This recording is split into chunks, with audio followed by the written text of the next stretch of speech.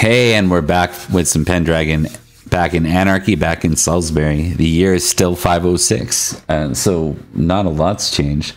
Why don't we quickly do some introductions, and then we're going to do a bit of a recap, just so we remember where we were, and then we'll roll right in. We'll start with you, Thomas.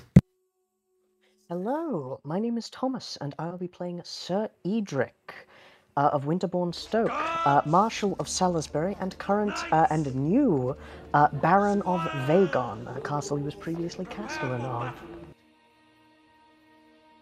Awesome. And Mark. Hello, I am Mark, aka That Cat's Meow, and today I will be playing Sir Florence of Idmiston and Baron of the Axe. I am also possibly going to be playing his brother, as Florence is currently in Somerset. I think we're going to follow some Florences this year, but we'll see. We'll see where it goes. And we'll go to Liam next. Hi, everybody. I am Liam. I am playing undisputed Baron of Devices, Sir Virgil de Durnford. Now Virgil de Devices, I think. Either way, I'm really excited to see how this little gift from his favorite child in the world, children do not interact. I'm really excited to see how this plays out for Virgil here. You said undisputed, however. Don't worry about that. We're not there yet. There's really a part of me that hopes at some point Doof becomes your player character and he becomes a duke, so he's Doof de Durnford. Doof de Durnford. Or Duke Doof Devices as well would also work. Jesus. Yeah. Every episode would be like Payne trying to recite that. It would be great. Duke Doof Devices. Does any which of you three wants to? It's got a recap for us this time. So. Yes. When we began, there were things to be done, and I believe we started off with covering the last bits of the winter phase, and some little vignettes about what we were doing and what we were getting up to. On Edrich's part, it was mostly listening to rumors and learning that there was a growing divide between him and what's his name? I'm terrible. Erwin. Because Erwin got a little bit of egg on his face when Edrich made his deal with Atheling Sled, now King Sled. And he had to figure out ways of how to sort that out. Also, there's a horrible little man that lives in my domain who builds things really well and might be the devil, but is probably a fae. Don't worry about it. Fair. What about you, Mark? What do you remember from your recap last time? From what I remember, Sir Florence did some things. I don't quite remember a lot of them. He got a letter from the Earl telling him to stay the fuck away from his mother, or he's gonna take all my shit, apparently. At which point during the feast, Sir Florence went to him and said, "You can't do that shit," and he said, "I can do whatever I want." Paraphrasing a label, but that's pretty much it. As well, Sir Florence spoke to Elabel? Eolabel? Eobel, yep. Petty Queen Eobel, who informed Sir Florence the King of Cornwall has insisted that Florence return to protect, to join him in what will probably be the next war against, I want to say, Esturgales? I'm going to guess Scavalon. Close. Escavalon? Oh, yeah. Close. It's all the same place over there in Gales. It's all the same shit. It's Wales, whichever. And yes, he's going to be taking up a position in Somerset, I believe, at the Castle of Wells, I think he was ordered to go to. And that is currently his plan. He also was offered a wife to marry, and he has yet to fully decide, but so far he seems alright with it. I think we gave him until the end of the year to decide. I don't really remember. It's been a while. That's all I remember from Florence's point of view. I think that was about it. And what about you, Liam? What do you remember from Virgil's point of view? I remember becoming a baron. It's kind of all that mattered, really. I remember. So Virgil, who has been Edric's, I think, most staunchest supporter since we started playing. Since I started playing Virgil, essentially, has become recently very disillusioned with Edric. After Edric took the deal to knight a Saxon king in exchange for being released to his family. Virgil, who very much believes in the lot of a knight being to die for his country, should it come to that, believes that is... Oh my god, sorry, I keep adjusting my camera because it can't seem to get it exactly how I want it. Virgil saw that as a pretty serious betrayal and a sign that Edric will not put the country first, and thus is a danger.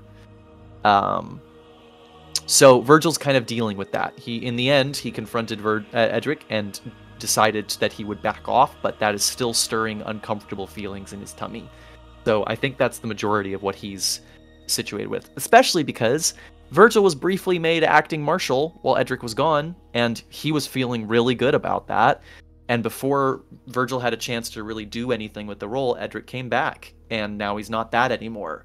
And I definitely think that all of these things are building to a little stew inside of him, a very, very grumpy stew. Tasty stew. Indeed. There were additional things that happened at the feast. Namely, we got confirmation about some things that were happening in Somerset, and we heard that the Winter Prince was in Somerset when certain places fell, but there's been no word from King Idris that they have captured him, found him, or killed him. We also know that Praetor Sigarius is acting in the area. And what else? Yes, I'm looking for proof that some guy I noticed is in fact the bastard son of a baron, so I can set him up in the forest. Fair. All right.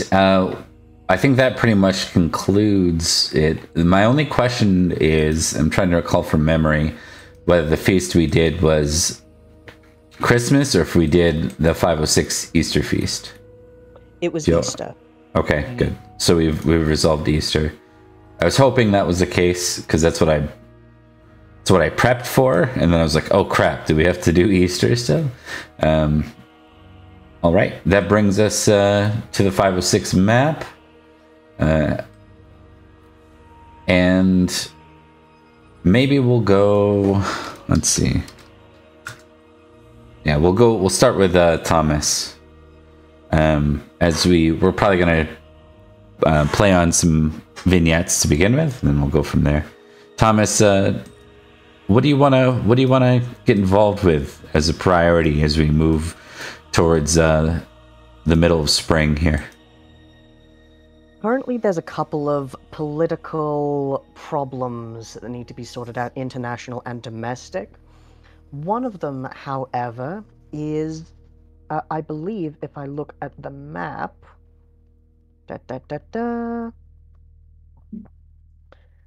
we have a number of areas on our west which could be better defended. Part of that is it Woodstock? Is that what it was? Yeah. And the lands that Baron Duac had that is currently not being held. So, after being given the mission by the Earl, he's going to see if he can investigate the lands of Baron Duac to see if there's any evidence of a base-born knight being born because of his dalliances. Mm-hmm.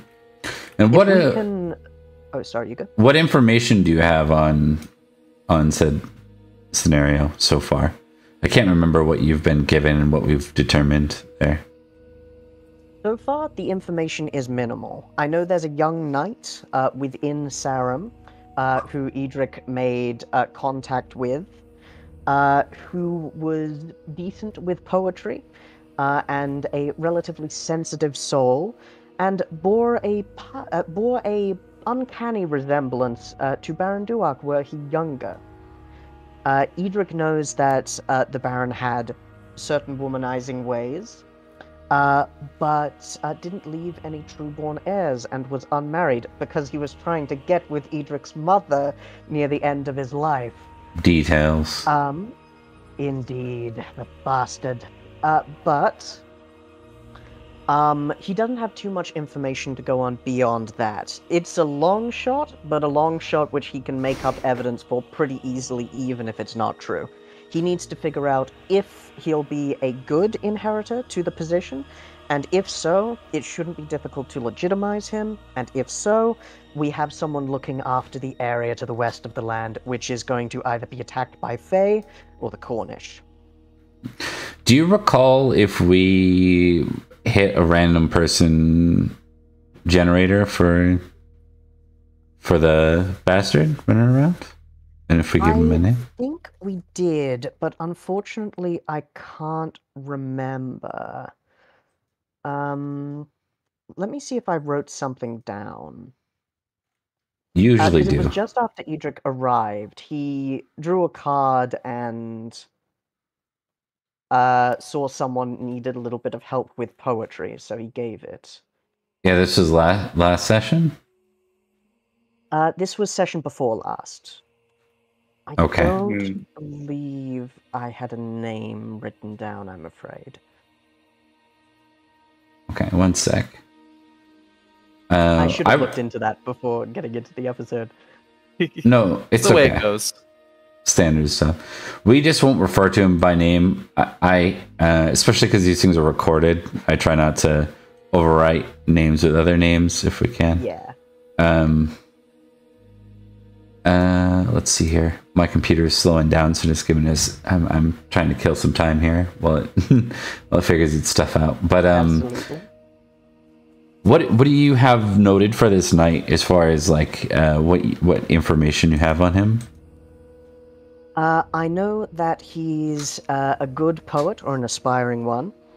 I know that he's not the bravest, but he seemed kind and merciful.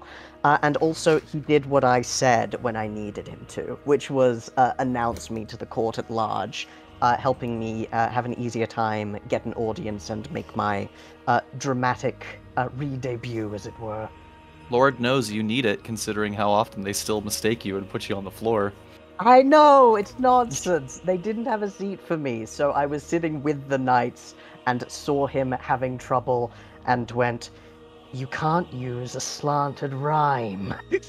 It's not how these things work. I love it. Okay, so you're gonna fish around for kind of like some more information about him and his history in the Wareside 100. Is that correct?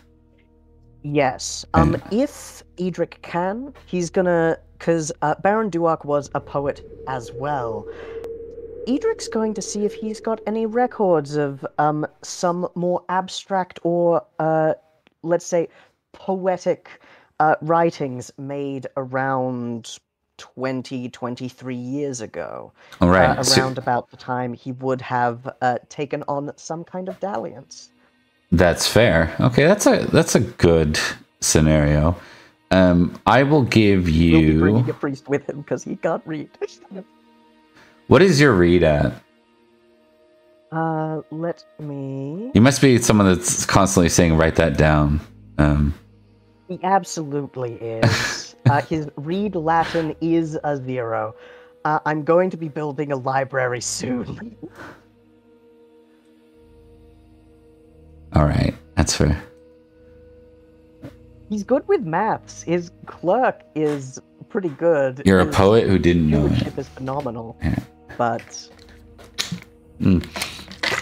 Okay, I'm gonna get you to do the following for me.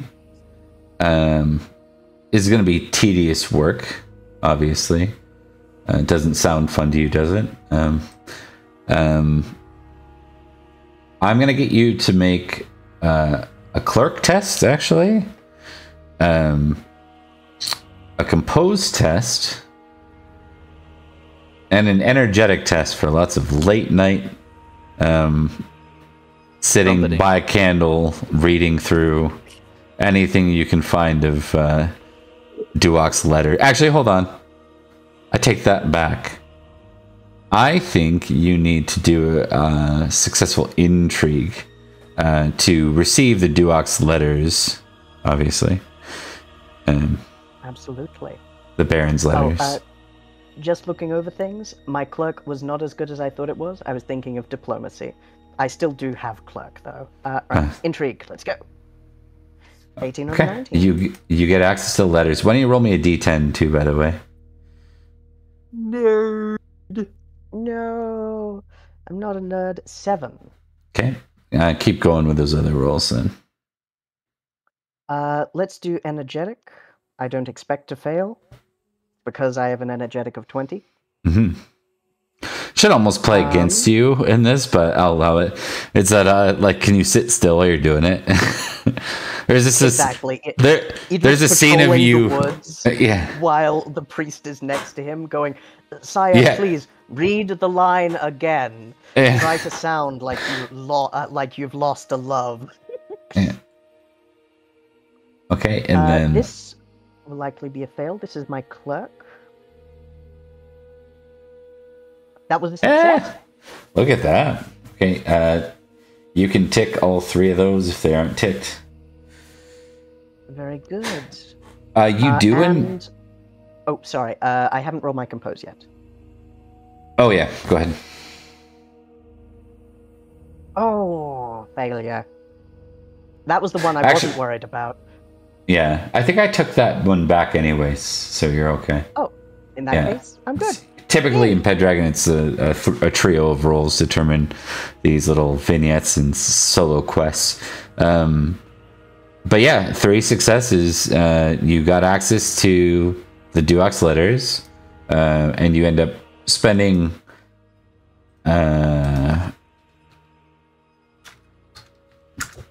6 weeks going through this. It takes you a long time. It's a lot of effort. But you basically will about Edrich, but he's insane and dedicated. Mm-hmm. You find out her name is Gina with a J. Because it's written, so you know that. Indeed. Let me make a note.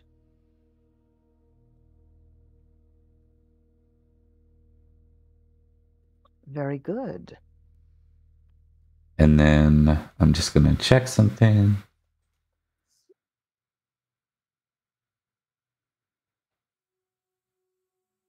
Oh.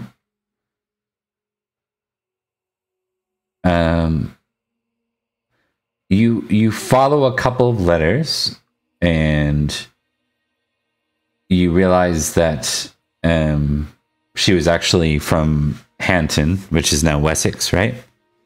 Indeed. And then there's a more recent letter, which is, I think, what you uncover just through being thorough, because you're looking for X number of years ago. You don't think to look through until you're kind of at the bottom of the letter and still left with clues left and missing. You find out that basically she moved back to, or she moved to the Wareside Hundred as a refugee fleeing the Wessex invasion with her son. So that's where her son. So you find within his letters, not within his poems. You find within his letters, his request to have this knight, this boy squired. Once she produces, basically, it sounds like, he went and had his little trysts and romances with a merchant's daughter, like a peddler's daughter. And then the chickens came home to roost when the Saxons attacked. Exactly. And she found safe harbor. Years later, yeah. And he was around a squire's age, so now he's around a knight's age. So. I think that's very good stuff. I think that'll be enough to, well, first of all, I need to double check that that is in fact his mother, but it looks like a compelling chain of logic and reasoning which I can bring back to the council. All that's left to do is make sure he'd be good at baroning, which is the main thing. There's one red flag, is cowardice. And you get the impression that if it wasn't for the Baron's pushing, he wouldn't have been knighted. I guess he matches with Edrich then. Oh, who said that? Whoa, whoa. Whoever said it, they're going to be dueled. So would they like to repeat it? I love dueling. It's my favorite thing. But yes, I definitely think that's something that can be resolved. Cowardice, a fine quality if someone were closer towards the capital, not if you're on the border. So we'll see how we can fix that. Yeah, most knights wouldn't consider that a fine quality at all.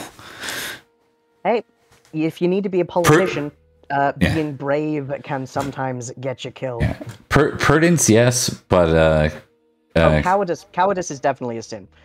Prudence is the opposite of recklessness. That's yeah. All right. Okay. Cool. Sounds good. We will give you for that one, just because it was a lot of time and effort. My presence wards off the Fae, probably. We'll give you 37 glory for that overall. Thank you kindly. Yeah. Okay. There you go. 18 plus 18 plus 1. That number pisses me off for some reason. The one? Yeah. Yeah. Yeah, that's fair. We move into a vignette for, you know what, we're gonna bounce around. We're gonna move in for a vignette with Virgil, because we're gonna stay here in Salisbury for a minute. In that case, I'm gonna be right back. Okay. Alrighty. Virgil. Virgil's turn for Virgil things. Indeed. But what do you want to focus on here? That's a great question. I think the two most pressing things are now Virgil's a baron, and how do we deal with that? And a couple months ago, Virgil's mistress came to him saying she's with child. So that's probably also something worth dealing with. Indeed. There will be probably other opportunities in the year. What do you want to prioritize? That's a great question. Let's see here. I think honor compels both. So maybe let's do loyalty lord versus loyalty or versus love of woman. Loyalty lord, success, and love of woman is a higher success. But loyalty lord's a higher skill in general.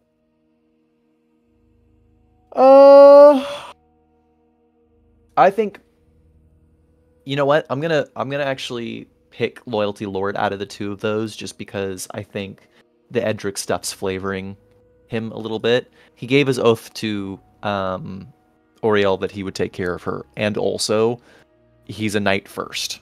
So I think he's going to make sure his house is in order, devices is properly situated. He'll spend some time surveying the lands, getting to know what is technically his now, beyond just custodial, but like what's his. And I think he's going to start making sure that devices can survive on its own if needed, and that it's fortified. Especially, you know what? I know what he wants to do. I'm going to lay it out here. I think he sees the encroaching wave of Cornwall. And I think he wants the battle to be fought at devices. So I think what he's going to do is he's going to take all of the land within his range and set up a number of effective fallback points for Salisbury's armies, and to basically fortify it and make it as advantageous a fighting ground for Salisbury as it can, while still looking like an inviting target. That's what I think his plan is. Okay. That's fair. Roll me a d10 real quick. Oh, I love a d10. It's my favorite kind of dice. Boop. Okay, and 2d100. I love 2d100. They're my favorite kind of dice. That is a 97 and a 34.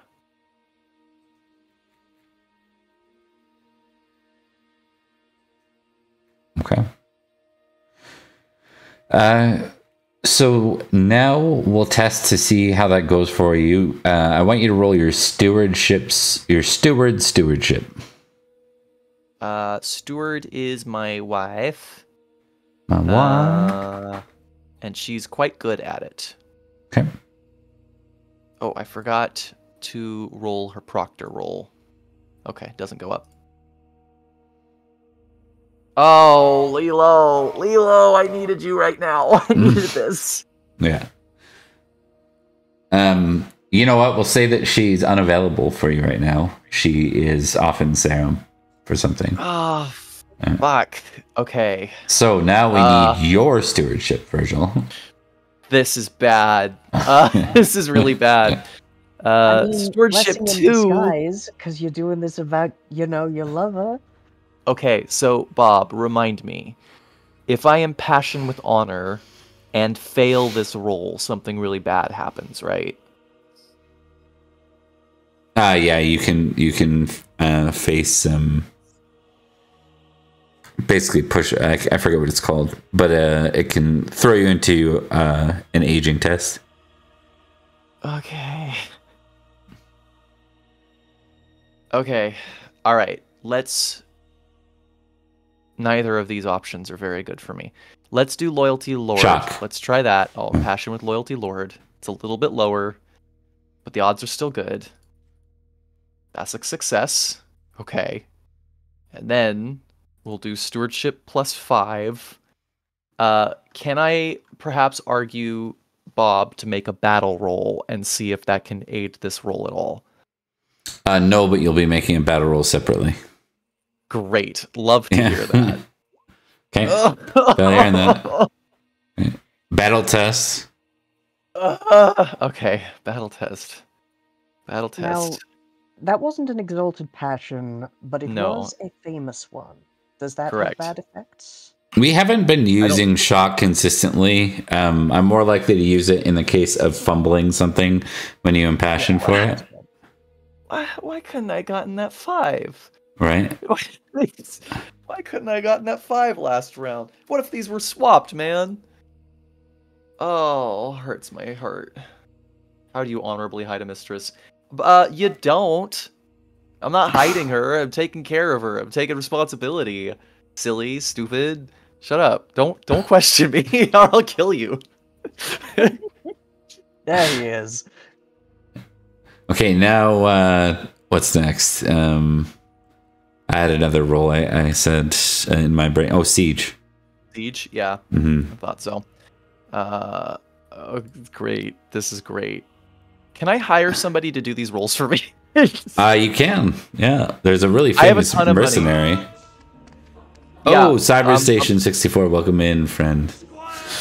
Considering... Oh, hello! Yeah, considering that I've already made 2 of these rolls, why don't I try this one, and if I fail, then Virgil's going to dump a ton of money into it. Does that sound fair? Yeah. Yeah. Okay. Okay. Yeah. So you tick battle first off. Hooray! Yeah. I'm gonna need that. What you recognize after spending, let's see how many weeks. It might be short for you. No, it's like 5 weeks. 5 weeks of doing all this. You ever start a project and get like halfway through and you're like, I don't know what the hell I'm doing. Yeah. You're like, I need, like, this is so specific. I need someone that's like a siege master, and I need someone that really understands lands. Like, you just all of this was Perin's shit, and I'm trying to be Perin right now, and I can't. But you know what I have that Perin didn't? Tons of money. Let's go. Okay. So there is one guy, one guy in all of Britain that has all that you need. He's a siege master mercenary. He usually employs himself directly to armies, more so, not more money in that. It's early enough you could try to buy him out, but his rates might be higher unless you want to wait till the end of warring season, like until the end of summer. Nope, I want to get the jump on it. I think the more time we have, the more time that Cornwall has to assess and to want to come here. The more enticing a target it is, the more likely he's going to spend time planning on it, and the more time that we'll have to prepare. And also, Virgil does not have patience for this. So he will reach out to this man. Who is he? What's this dude's name? I don't remember. We've definitely talked about him before. He's a siege master. I remember his father was someone important from Rochester. That's what I remember about him. That's right. We were going to hire him once upon a time. You might have hired him, actually. You know what? It's I think you... Quib, is it? No. At NAF? It's not Quib at NAF, No. That's the Admiral Gwyn. Yeah. Gwyn at NAF. He's dead. How dare you get his name wrong? Yes. But this guy, you did hire him. You hired him to help you siege in Gentian in Marlborough. He was one of the potential ones, but I don't believe we hired him. Oh, you guys didn't choose him? I don't think we chose him. Yeah, we hired some others, but... I'll do it, though. In fact... Yeah, no, absolutely.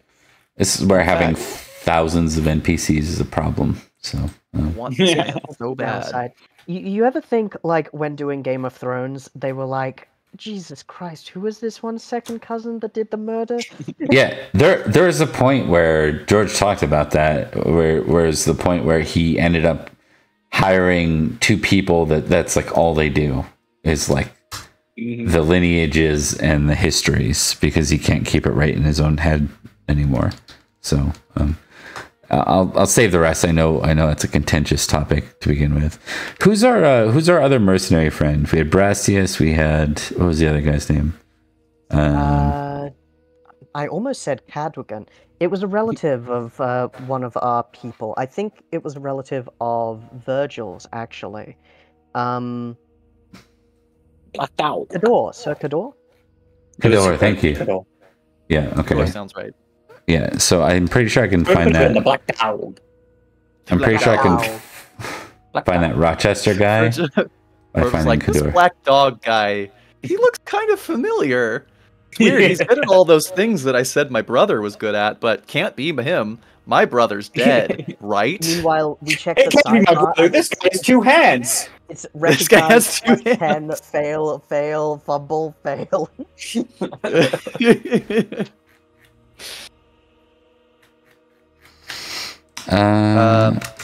Rebecca's wondering if Cador's the one that got killed. Has not been killed, no. No, Cador's still alive, I'm pretty sure. I thought so too, but Cador, he was captured and then released by Florence. Florence paid for his ransom. Yeah. Olwen sets a bunch of Fae on Cador's lands, but Cador himself is fine. All right, That's funny. There we go. Oh, frick, that was tough. Sir Hellifer, the mercenary. Son of an architect from Rochester, Sir Hellifer has achieved a position at court. Was hired by King Uther as needed. He is especially good at getting and using batteries, engines, and troops willing to climb up ladders. So he is the son of an architect, and he's hyper competent in siege, and he understands a lot about counter siege as a result of it. Do you think we don't have trebuchets yet, but my heart longs for a trebuchet. I know how you feel, man. Not gonna help you when you're defending lands, but that's fair.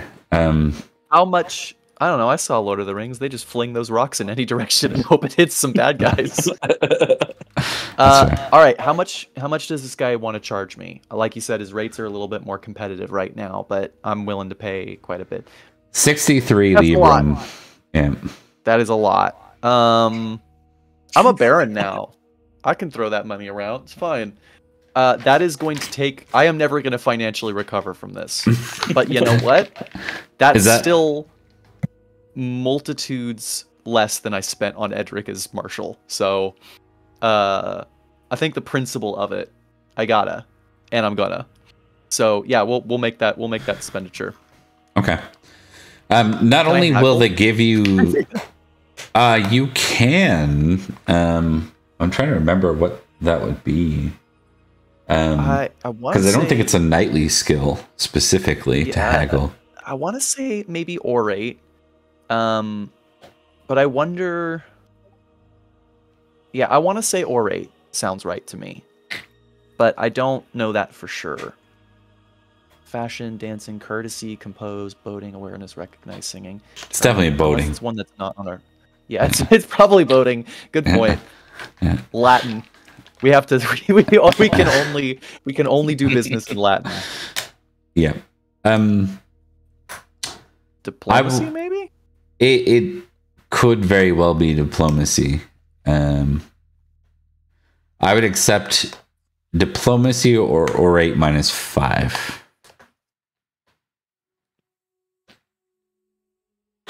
Diplomacy -5. No, diplomacy flat or orate -5. Because you're talking about the hiring of soldiers. Gotcha.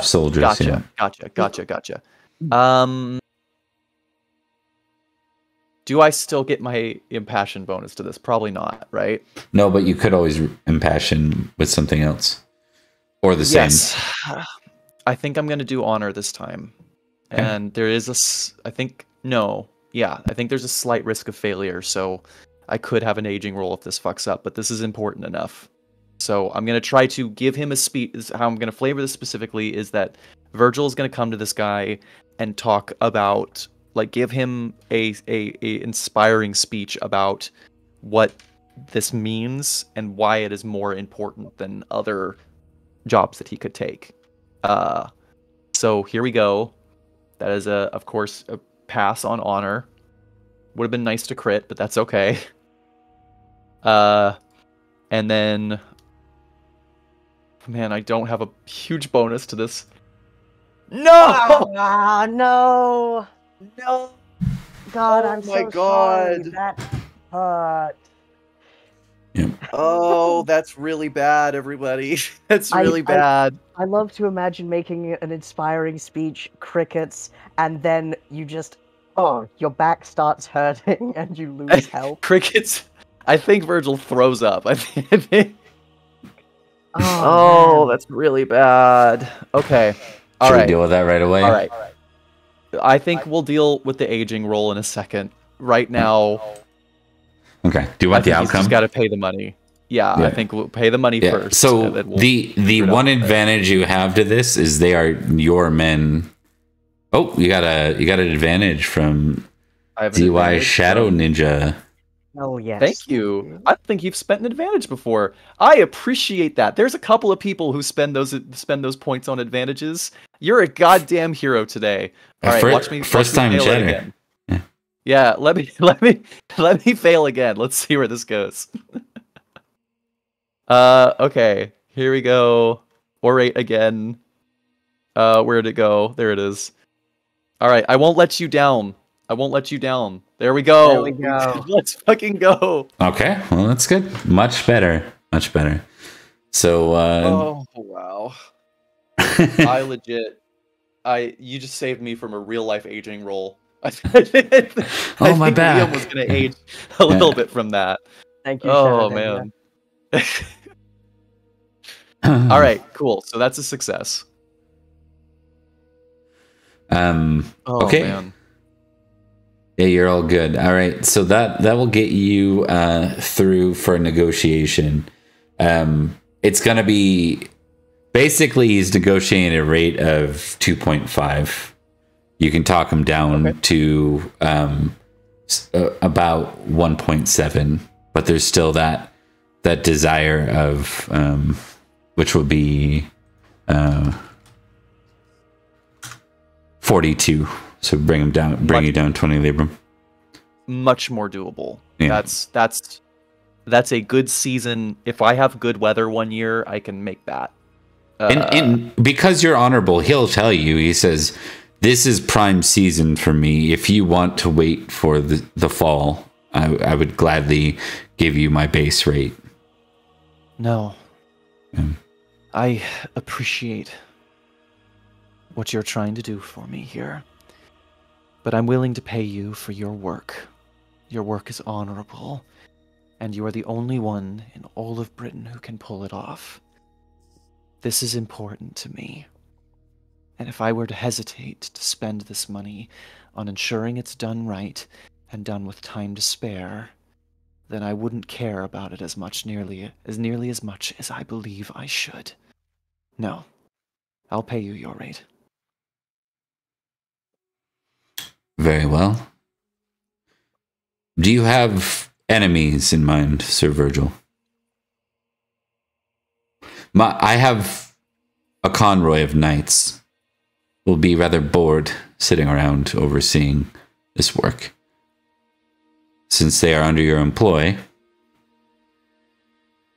if you have any need for them, they seek glory as much as you and I do, if not more.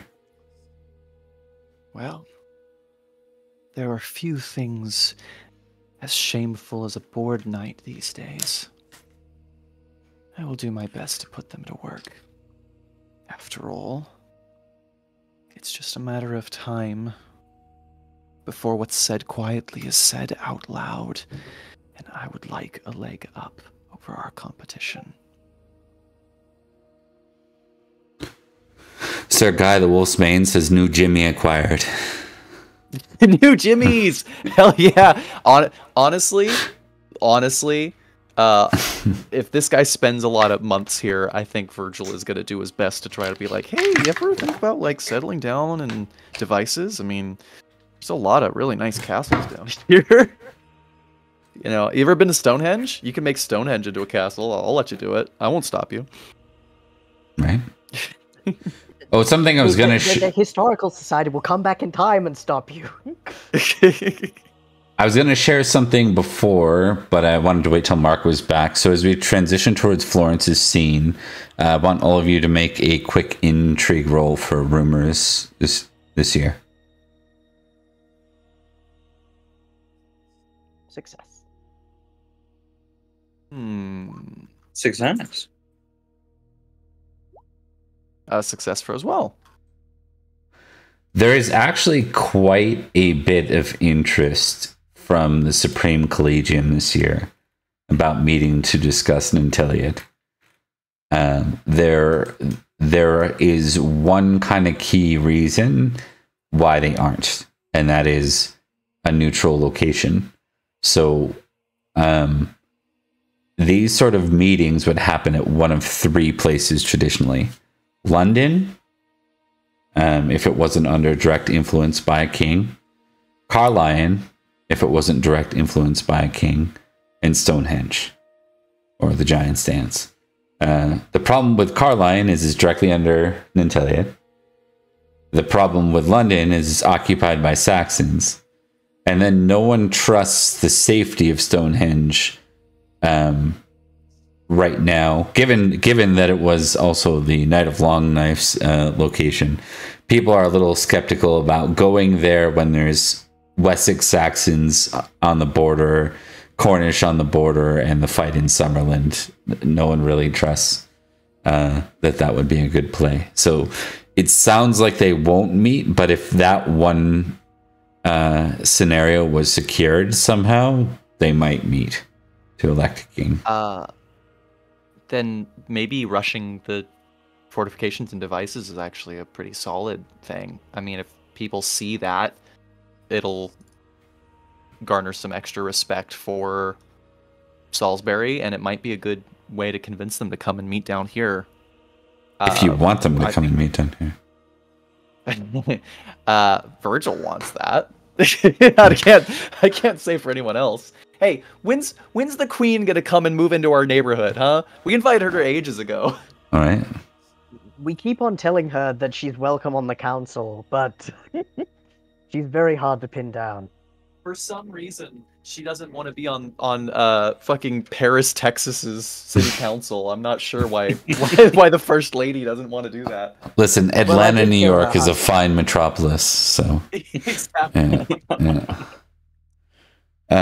Okay, so we'll go to Sir Florence, and this scene picks up in Wells as you arrive in Somerset.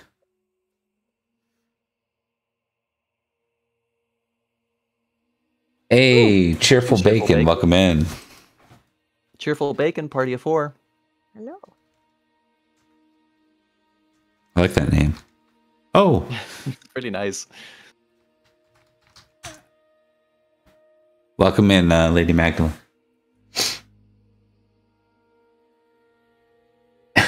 Savor the chaos.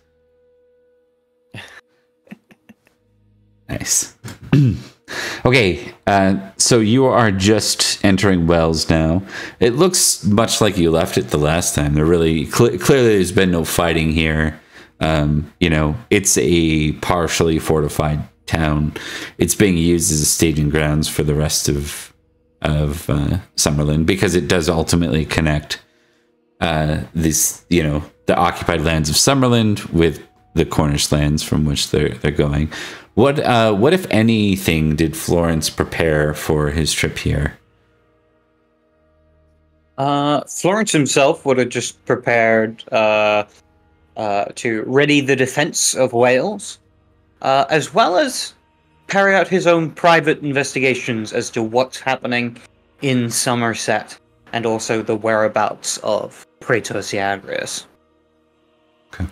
I think you're kind of blocked on that until you get here, but that's something you can do now that you're here. There's because it's a war zone, you don't really have a lot of good information in and out, only some feeble rumors. So I'll give you kind of a separate intrigue roll before you go in, just to see if you heard anything at all before you got in. Any good intrigue? Good goss.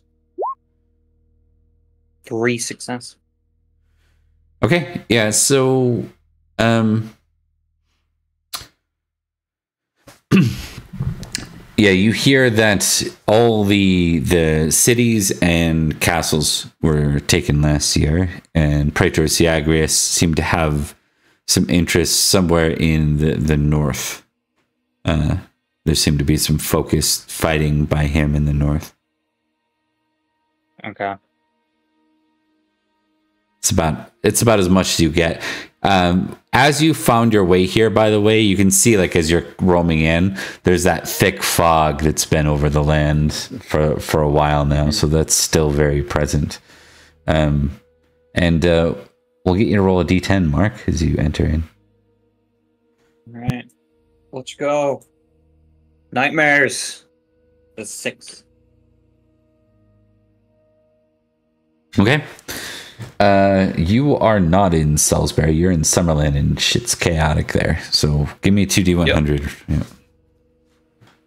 Shit's about to go down. 64 and 36.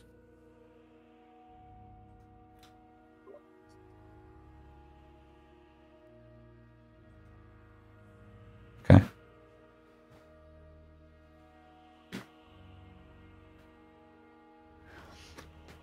You hear that there's been some insurgent parties that have been fighting back in forms of raids and those sorts of clashes in the south.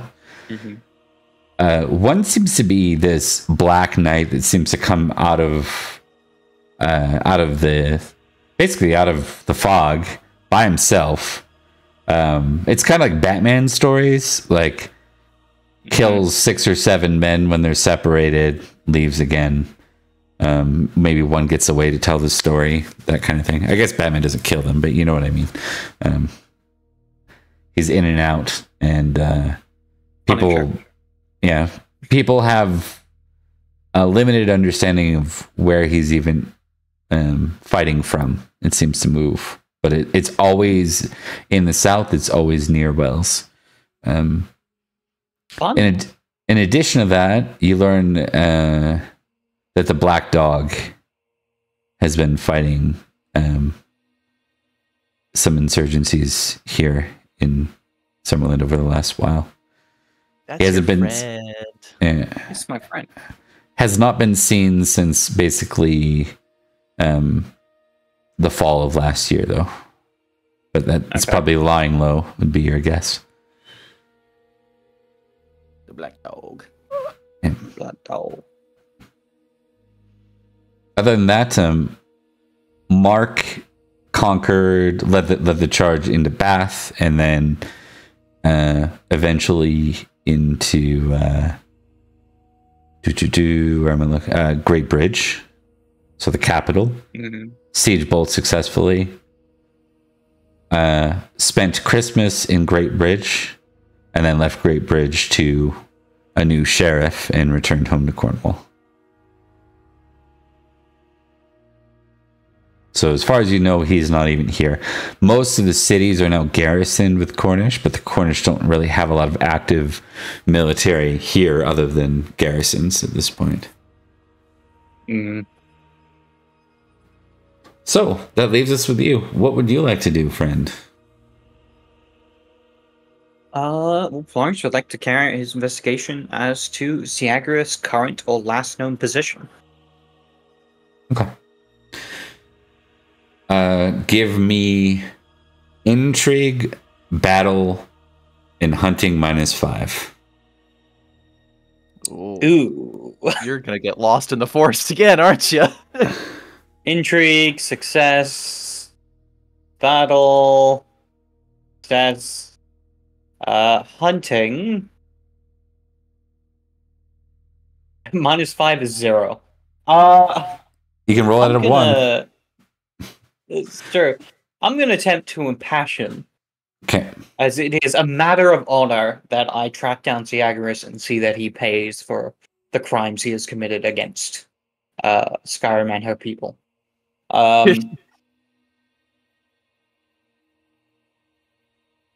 Success. So I'm rolling this at a flat 5. Solid 5. Let's go. Nope. Okay. So here's where things get interesting. You basically track him to the north. You find out that quite specifically that he had some vested interest and he was basing his operations out of Bath. He's working with a name that you might recognize. So give me a recognize test. Okay. Nice. Am I still impassioned or not? No. Okay. Oh, just 30. miss it. You can't place it, but you're like, I've met that lady, a Roman lady, huh? You're like, maybe I met her the last time I went to Bath, which was like to find Akelin, but you're like, I don't know. Nah. Anyways, yeah. Florence knows a lot of ladies. Yeah, that's what it is. But you find out that he was staging in Bath for a long time, and then received some sort of news and led his armies out quite quickly to make their way somewhere. Presumably, it seems like they stayed south of the river, so there's only so much there. But you're not sure where that would be. What's worse is people aren't able to really keep track of the movement of armies right now because of the fog. Like, it's just, yeah, tracking in the fog is almost impossible. People will be like, oh, we went north, and then they'll end up somewhere south, and they'll be like, how did that happen? Yeah. I think probably in that case, Florence would inform one of his troubadours to set up in Bath in case they hear any information of the Praetor returning. Okay. You have troubadours in Bath? Yep. Excellent. Okay.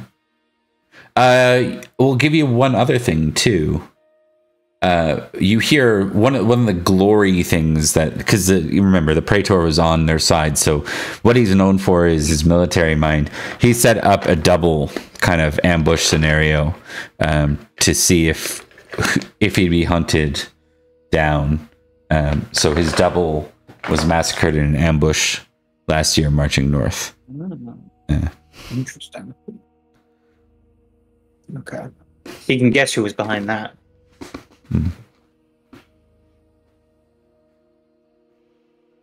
Indeed. Right. It fits with the guy who helped, led the conquering of Suzanne, the reconquering of it. Absolutely. He's definitely not a fool. Yeah. He knows there are people after him. Okay, so yeah, that's as far as you've got. Short of going north from yourself, you don't really have a good way to resolve this. Short of planting the folks in Bath to see if you can find the Siagras. I think other than that, he's just going to continue to do his job in Wells, preparing the defense, running drills or whatever is necessary in preparation for what is an incoming war. All right. Perfect. So you still get 21 glory, and then for our Baron Virgil friend, you can have 43 glory for the glory spent to hire that mercenary unit, the Lerum. Thank you kindly, sir. Acquiring that guy is worth its own fame. I get to tell that it's a whatever his name is original. I should probably write that down actually. Since we spent all that time trying to remember. Hellifier. Let me see. I Hellifer? have it in the Knights of Salisbury thing. Awesome. Oh, Yeah, perfect. Hellifer. Thank you. I'll put him on my sheet too, on my little yearly log. Entourage. All right. And then that was Florence. What is Florence going to stay put and fulfill his duties then in right here? Yeah, he has no reason to go without orders. So he's going to continue to do his job. And feast whenever he can, even if it's minor. Just to That's keep fair. the spirits high. Take indulgence for me, just for funsies. Let's go. It's not super high, right? Windowsill. No, it's pretty low. Award recently Oh, been it's an 8. sacked. But he is generous. Mm-hmm. I'll give you a tick in that too, if you're keeping the morale high. All right. We will carry on because actually, let me just check one thing. Yeah, I think you know what, fellas, it's time for our first break. So we'll do a quick break. Woo! And then we'll be back shortly. We'll see you soon. Farewell.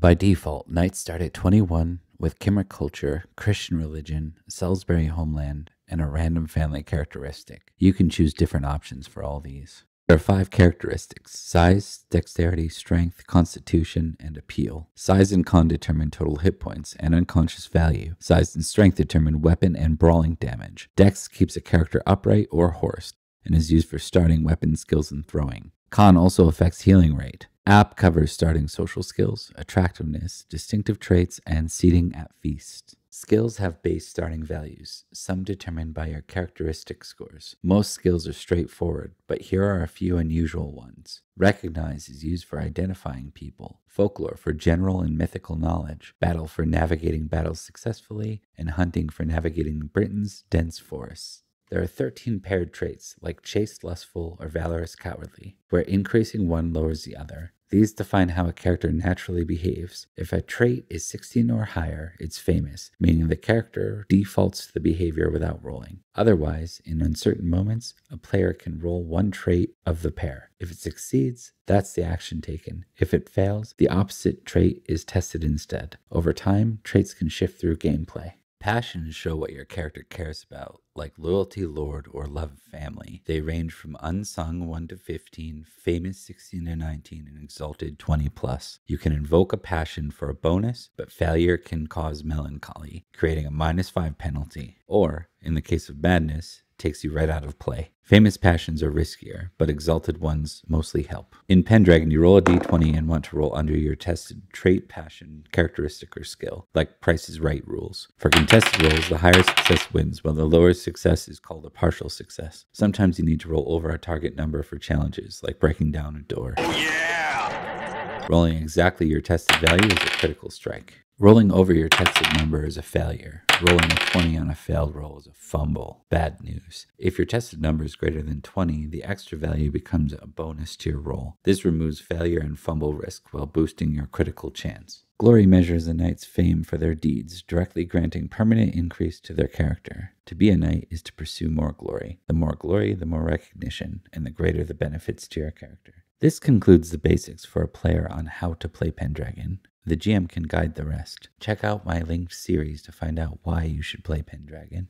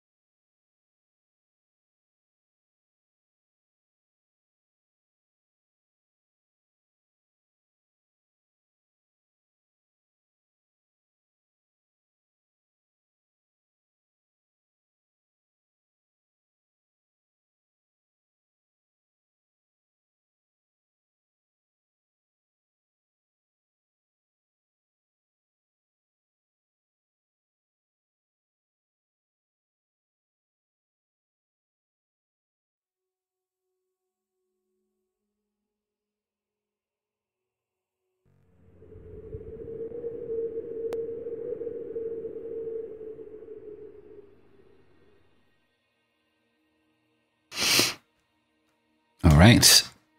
We come back where we left off with Florence. Florence, while you're there for like just the first few days, you kind of, as you're kind of patrolling around Wells, because there's something you're expected to do, just outside of Wells in the hills, you see a site where there's a number of soldiers, and they appear to be doing something. You can smell maybe like maybe a feast or something, you know, as you approach. But as you kind of get closer, you start to hear like cries and wails and moaning and such.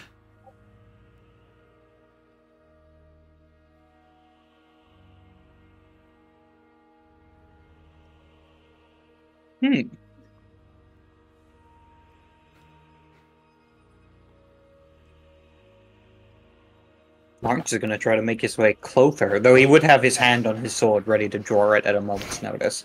I assume you're not solo either. Like you've got your No, comrade you'd with have the comrade of Knights with him. Yeah. You kind of set in on a small, like it looks like a bonfire or something. As you get closer, it's not far from a little village near Wells, and you very quickly make notice of the scene. It looks like they're trying people. I'm going to give you a quick, like an awareness test as you're getting closer. Nope. Okay, yeah. It means basically you've got to get right in there. It's almost like if you're interested, you're going to have to get close enough to like interrupt, because you're either going to have to go in discreetly and leave your men here, or you're going to have to bring your men with and kind of interrupt whatever's going on. Yeah, he'll go there to interrupt what's going on. Okay, they stop. You can see that they've got a number of what looks like commoners, kind of like bound and in a line, almost like in a queue, waiting, not terribly far from the fire. You see a woman, like maybe in her mid-20s, who seems to be in front of these people, like some form of trial.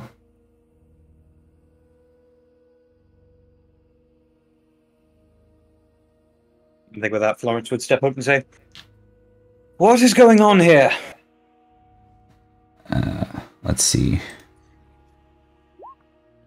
Of course, it's Madoc. Sir Madoc, we'll call him. We'll make it a little different. Sir Madoc approaches. He might be I'm going to just see where he's from. Yeah, so this is some, like, mercenary. Oop, that was not Cumbria. One sec. There we go. Yeah, it's like a mercenary from Ibericum. He approaches you. Sir Florence?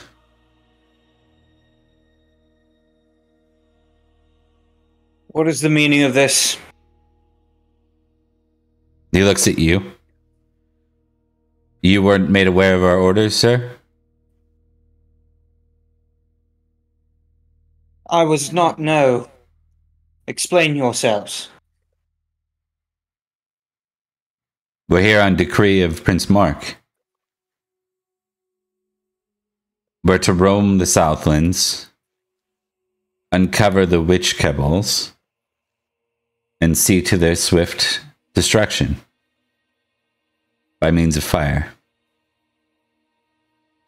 Looks over the people on the line. These folks do not look like witches. They look like commoners. That's not what we were told, sir. We were told that the line of witchcraft runs strong in the pagans, that they hide amongst them.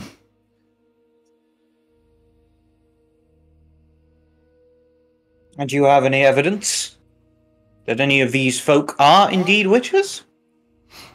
Oh, man, you get it. we floated one on what? No, sorry. I really try to avoid the Monty Python bits. I mean to admit. Yeah. I got better.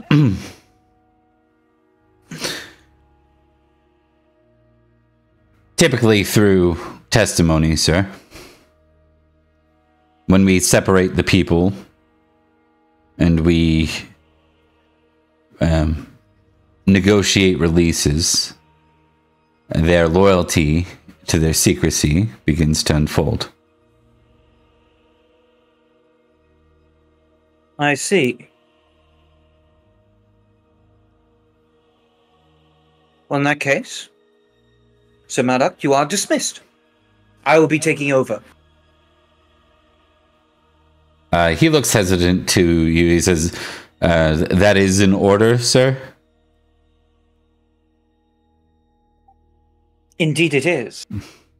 You are dismissed, Sir Madoc. Okay. He'll nod and make his way to his horse and walk and ride off. With that, Florence would step up and go, well then, let's hear what so-called evidence you have for these people and what crimes they have committed. I, as the one who is the Lord Commander of Wells, shall hear what it is they are being accused of. Okay.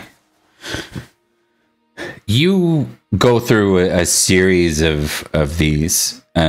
Make it. You know what? This is trial stuff. So why don't you make a just roll, sir?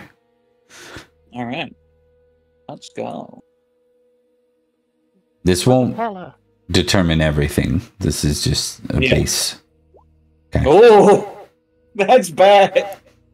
Yeah. I mean, Only so good at chess. it could be okay for the area. Like you can arbitrarily make a decision. If you have famous just, I shouldn't even have had you roll. To be honest, okay. I think what we're gonna have to do, and we might have an upcoming roll though. Oh, you got an advantage. Never mind. You got advantage. Oh, all right. Yeah. Success. Okay. Oh yeah. Thank you very much, Mars. Wonderful. Yeah. So go ahead and Thank you, Remy. tick just. All right. You get the sense that a lot of these are definitely practicing paganism.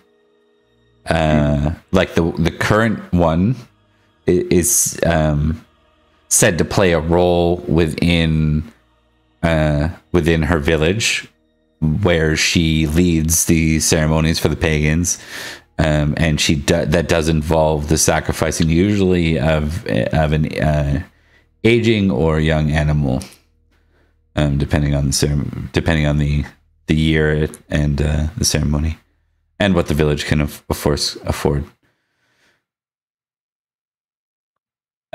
Many of these things are like that. They're clearly to you practicing paganism, but not necessarily any signs of things. One is literally a lady with a young child, and since the child doesn't have a son, everyone claims that it was a fairy that fathered her child. Yeah. Okay, but none of them seem to actually be witches in at least in the way that Florence understands. You can make like a recognize roll real quick. All right. Let's go recognize. Nope.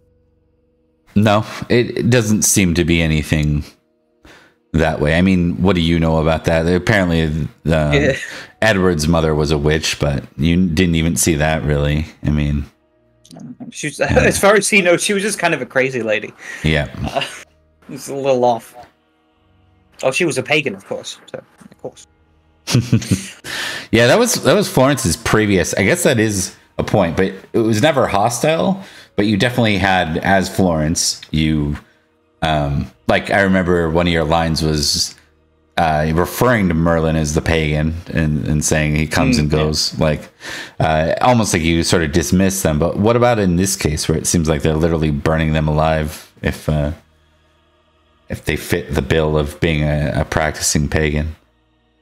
You're getting more of an impression that they're trying to push people into conversion through this. I think the main thing he'd be looking for whoever is like the leader amongst them. Whoever seems to be the one kind of the leader of these rituals, as it were.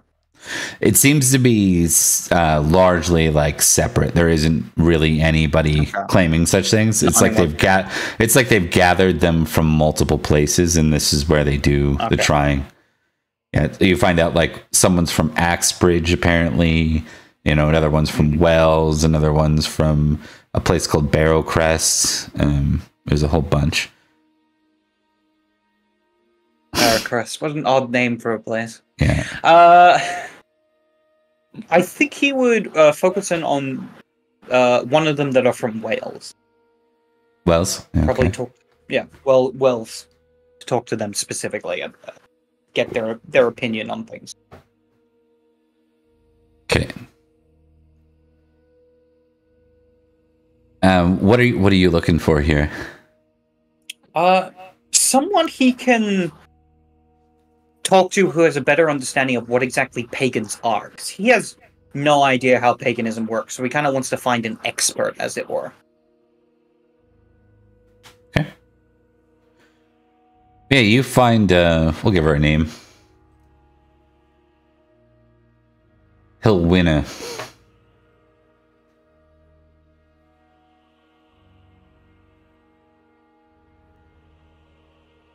Alright, he would single her out and go, "So, you are one of the,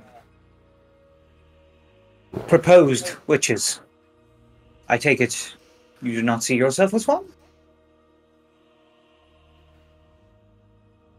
I don't know. I see. What do you see yourself as, then? In your community, as it were? She thinks carefully. An overseer ceremony of tradition and culture. You Christians have culture, do you not? She seems to be a little defensive. Yeah, you gotta just chuckle to himself. Well, yes, but so you are well versed in the culture of the pagans. See, I myself am not. I've mostly grown up around Christians my whole life, except a few, and well, I find some of them can be quite strange.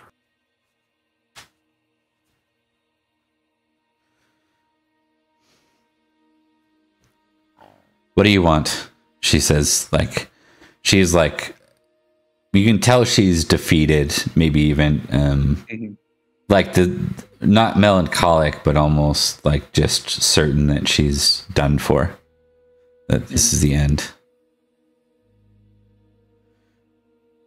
I need someone who better understands the land I am in, as I am not from this land myself. No, I am from Salisbury, in fact. And I know Salisbury people have not exactly had a great relationship with you Summerlanders.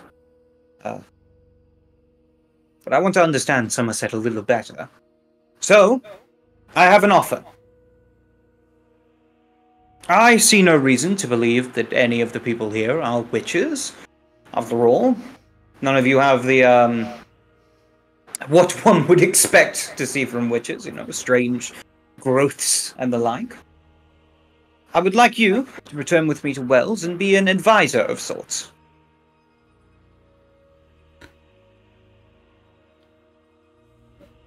Very well. What sort of advising, Sir Knight? About the people. I want to build a harmonious relationship with them. You see, I'm not interested in bloodshed and death. No, I find that whole thing kind of perverse. No, I'm far more interested in helping the people, showing that life under Cornwall will be much better. And that requires learning more about the people. If you aid me in this way, I will ensure that your people are provided with all that they will need going forward. Okay. She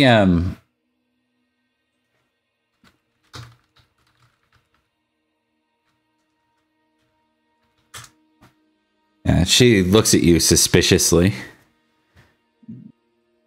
and she says,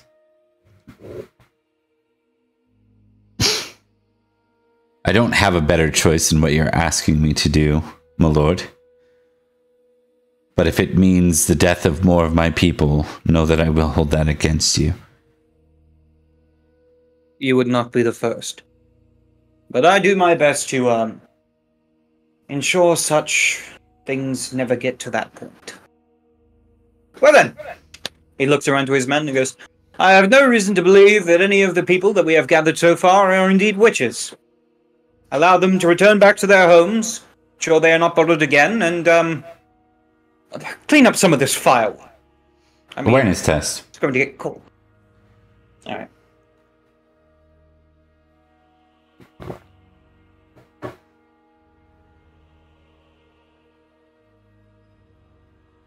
Nope.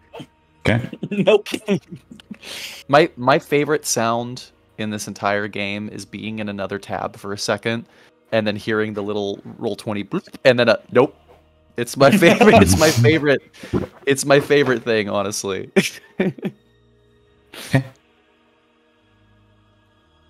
From the crowd, as you're kind of walking past Florence with your new advisor, you feel like a soft, like cold hand, like reach around your hand for a sec, like your wrist for a second. I need you to make a con -10 roll. Oh shit.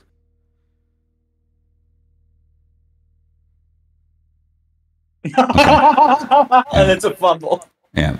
Okay. Instant death. Let's all settle down here, okay? Let's.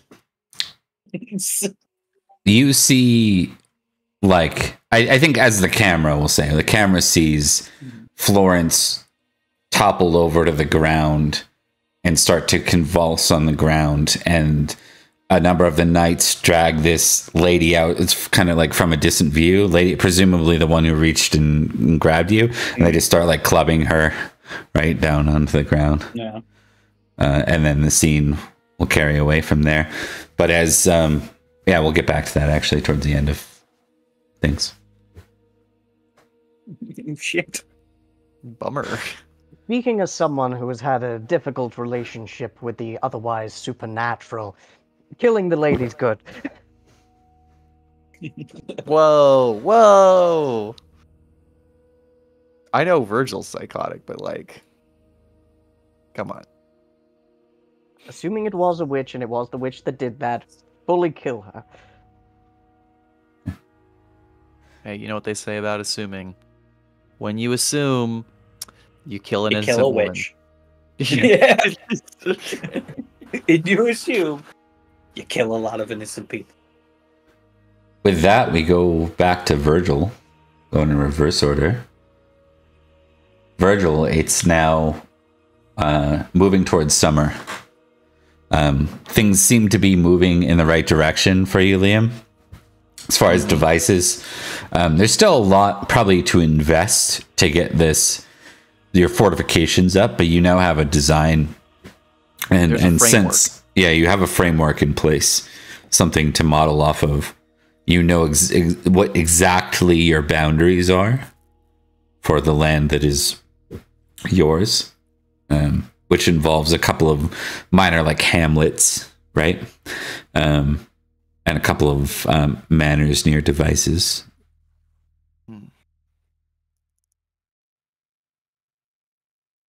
Wow. Okay. So I'll give it to you, Bob. What you think should be the focus then? Either I think Virgil wants to start trying to befriend Mr. Hellfire, whatever his name was, Helfrey. Or I would love to do a scene with him, or we can deal with Oriel stuff. It's your call. We can wait for Orle. It can be later towards or close to her term. That should be fun. Great. Yeah. Love that. Unless you'd like to prioritize. I mean, you can prioritize either way, but no, I'm groovy either way. We've established that your wife is away for a time. That's the thing though. Now that it's a thing, I don't think Virgil intends to play the game of trying to hide it. I don't think he's going to be forthcoming with it, like, in terms of, all right, let's sit everybody down, have a talk. Wife, this is mistress, this is wife. I think it's going to be a little bit more of a, like, he's going to do the right thing as directly and painlessly as he possibly can. You know what I mean? And what if the direct thing is the most painful thing? Well, that's why I got to combine the two things. You know what I mean? Okay.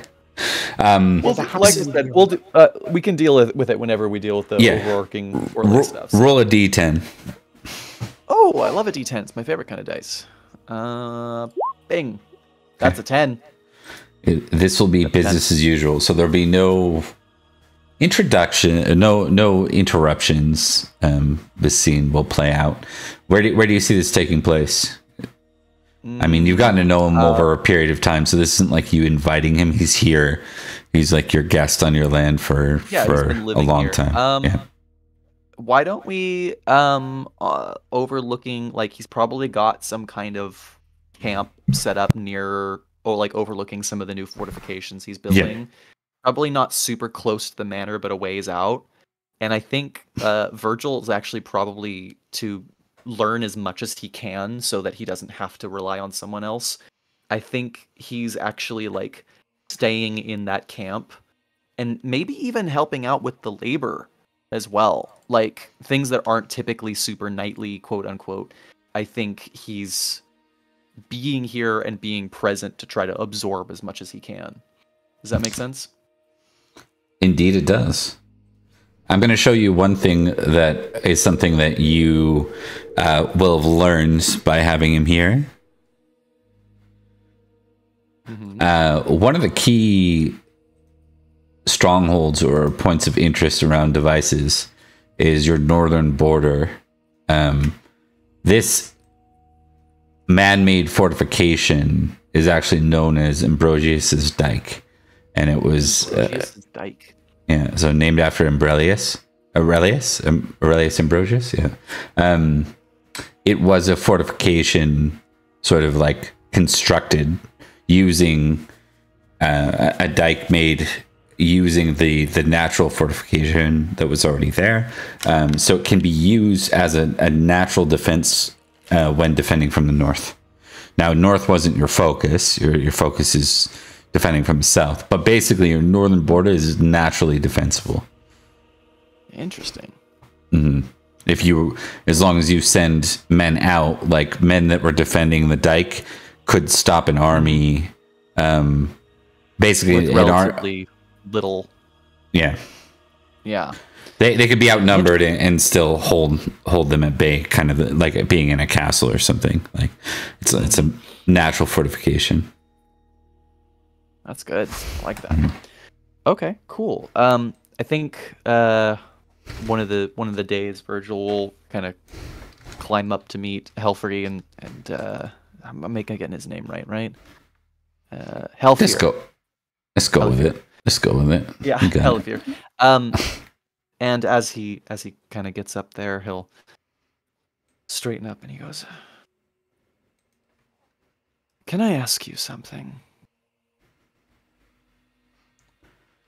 Sir Virgil, of course. We've spent a good deal of time together over these last few weeks, and it's been plaguing me. Why is it that you choose to belong nowhere?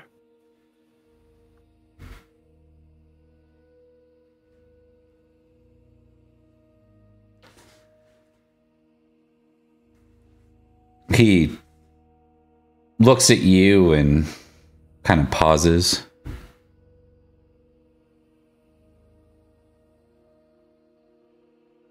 In these times, sir,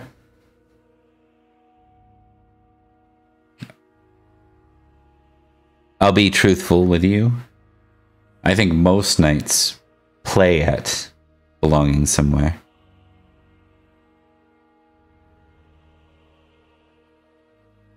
Maybe that's true. Maybe the ones who believe otherwise are just fooling themselves.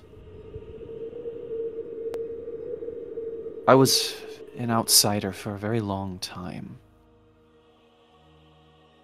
I didn't have many friends.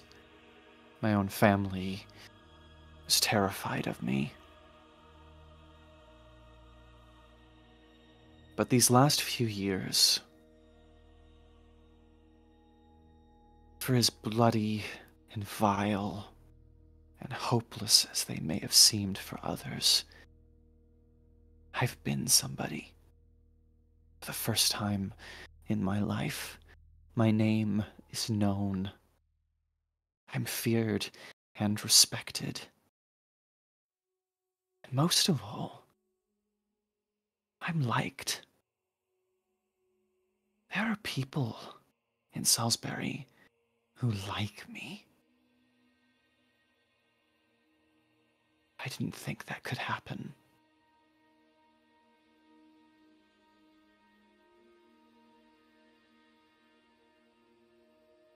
I wonder if any of that is real, or if it's just another booby trap, bait, lock me up in chains like a lamb to the slaughter.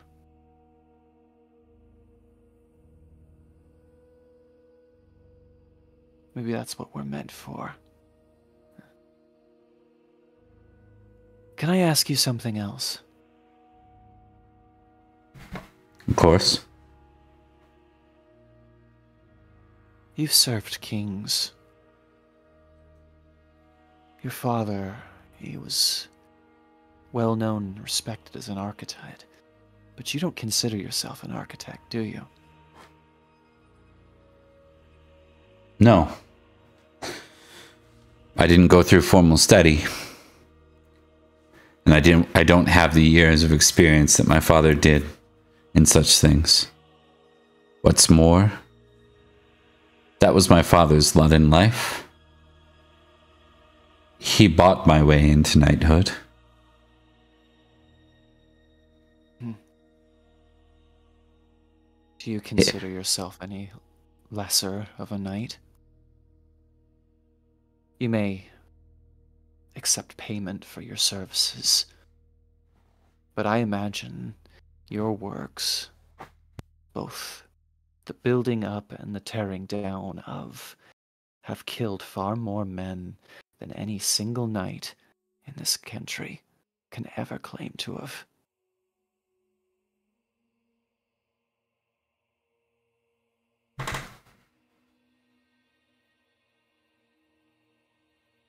It's true that I create an opportunity that wouldn't be there otherwise. It depends on the eyes of the knight, I suppose. What do your eyes see, Helfier?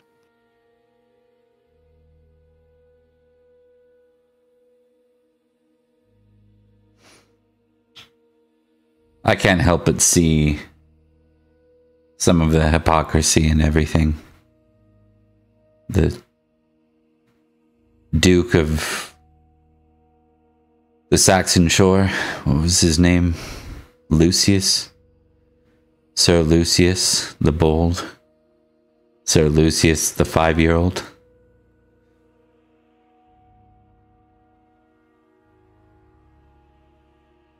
And yet, I serve a child. One that I respect. If not for his station in life, but because I have sworn an oath to him.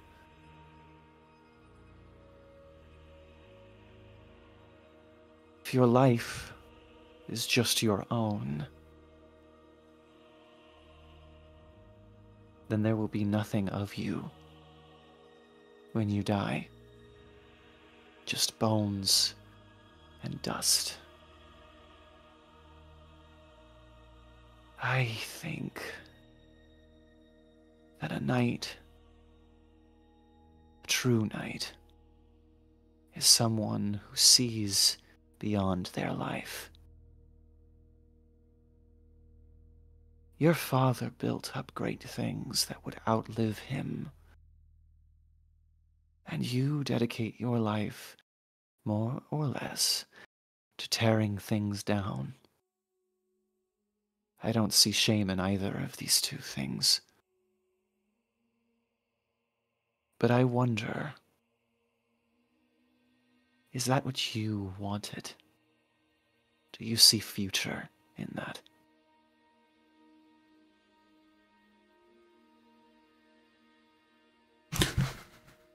No one really asked me what I wanted, Sir Virgil. It's not exactly how this whole thing was meant to work, though Anarchy has changed that, hasn't it? I should never have been a baron. It shouldn't have happened. I was born in the same litter as 4 others. All of us younger than our older brother. I shouldn't have my own manor, let alone a barony. I think you have a lot more agency than you believe, if you should want it. I'm listening. I'm making you no offers. Of course, Salisbury and Devices would be honored and grateful to have you. You would honor us with your presence. But I didn't come to you now to try to convince you to join me. I'm meeting you at eye level, Sir Knight. Because the last few years have been tumultuous for me. And I thought that speaking to you would grant me some clarity.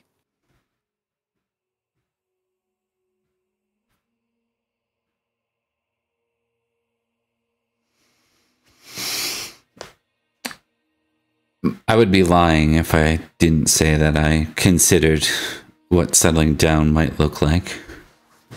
I'm not as youthful as I was when Uther died.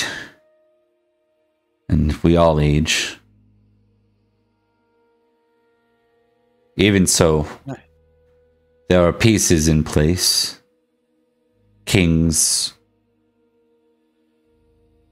still clashing.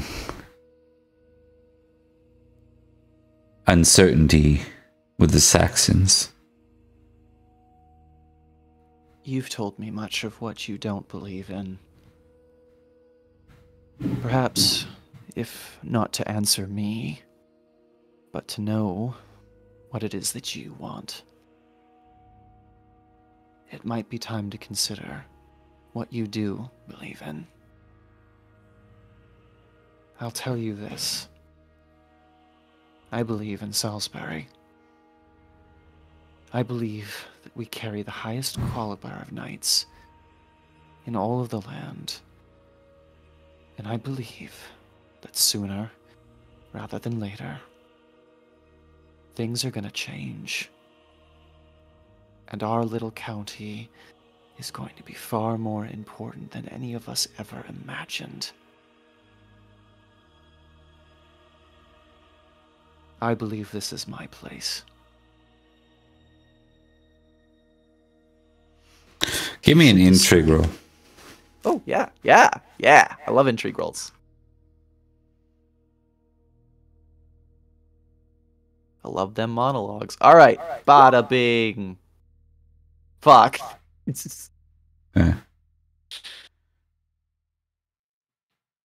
I think you're not able to like get to the bottom of him in this conversation, like what exactly he's about.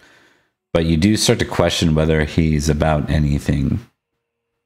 And you kind of realize that it wouldn't take much in a time like Anarchy to be almost like a nihilist about the future and an opportunist, and without much cause. Yet we all start somewhere. Mm-hmm. You feel like you're starting at a spot with this guy where he's short of him trying to pragmatically figure out what he's going to do when war is harder because he's older. You don't get the impression that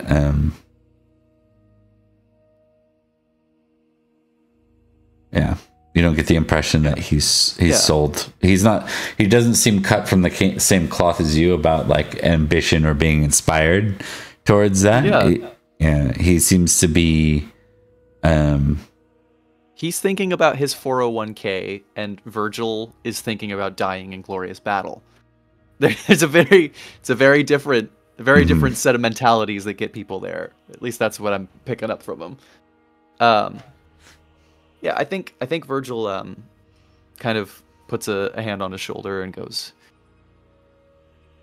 I can't promise you anything that any other place couldn't offer you, not material. But I can tell you this. Should you want to find purpose here, I give you my word I will help you find it.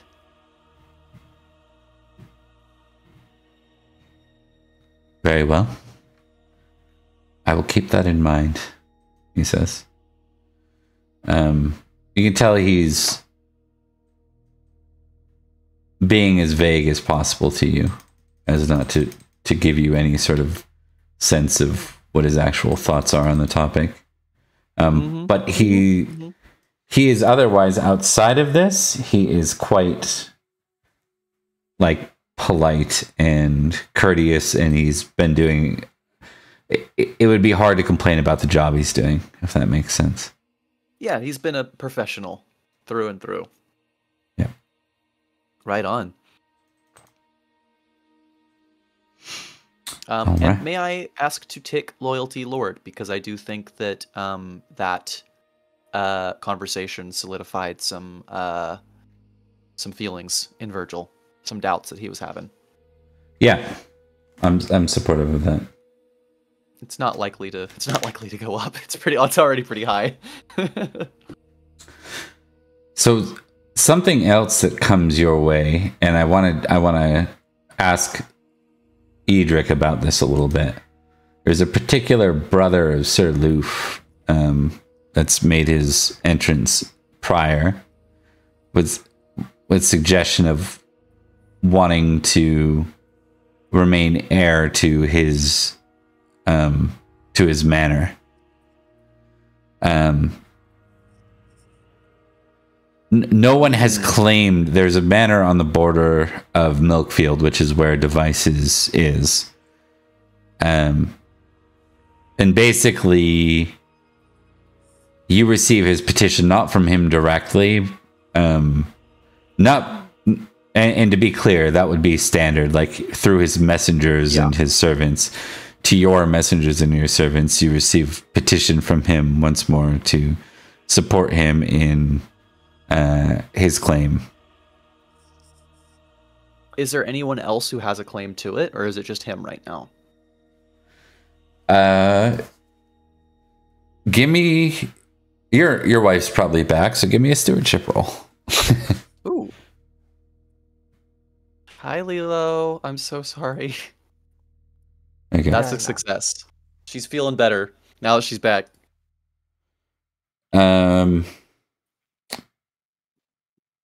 So he's petitioning for 2 manors, one with strong claim, which would be loose manor, and a second manor with minor claim. This is one of the things which actually knocked down one of my passions by 1, because the goddamn Earl refused to let me hold my word. Yeah.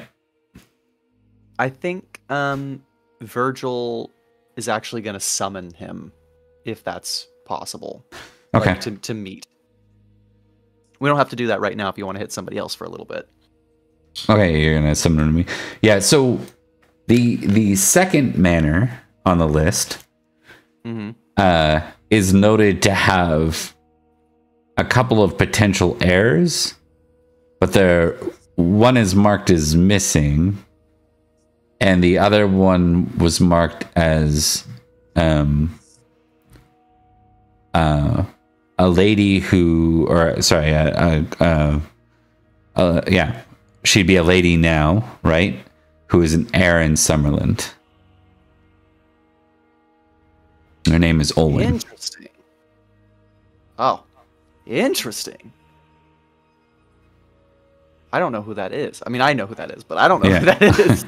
Yeah. Very interesting. Okay, let's. Yeah, I want to summon this guy. I want to talk to him. If that's doable. Yeah, we'll put that on the record. So we'll have that be like the next bit. I gotta dig up this guy's name anyways. I want to get the manor names sorted out too. No rush. Okay. We're gonna go to Edrich. What is it's summertime pretty much for you, Edrich. Those 6 weeks of tracking that down. Next. I think next, if it is at all possible, I would like Sir David, as that is his name. I tracked down his name and his stats. To accompany me as part of my entourage, so I can keep an eye on him and basically kind of groom him for command in a sort of way.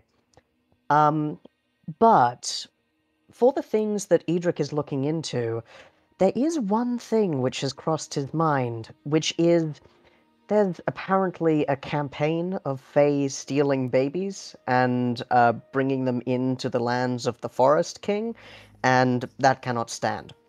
If Edrich cannot fight a war against a physical enemy, he will fight a war against a more ephemeral one, and see if he can rescue some hostages, if possible.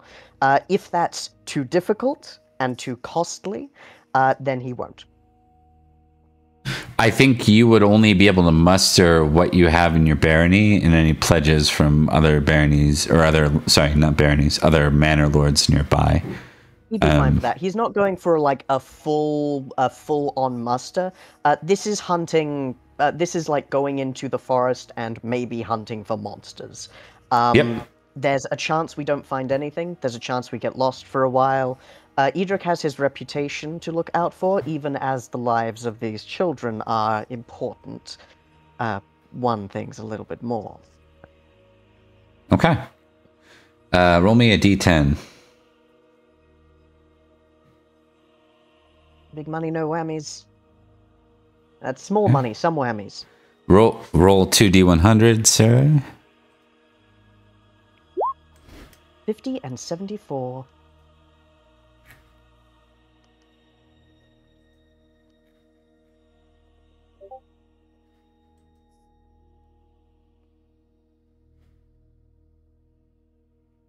Lord Alabaster, how lovely to see you again. Right. Okay, and then you're gonna give me the following rolls: battle, hunting -5, and weapon skill of your choice. Absolutely. Rolling battle. Critical. Okay. On a nat 20, no less. I'm going to roll sword, because my hunting -5 is going to be bad. Also a critical on 13. I would like to invoke a passion, if I may. Okay. I don't have a specific hate fey. I would like to roll honor if I could, because, I mean, I do have a responsibility to protect those who cannot protect themselves, and children who have been stolen from cribs by these fey, who have explicitly told me they're doing so, does seem like the kind of thing that someone responsible should do. I'll support it.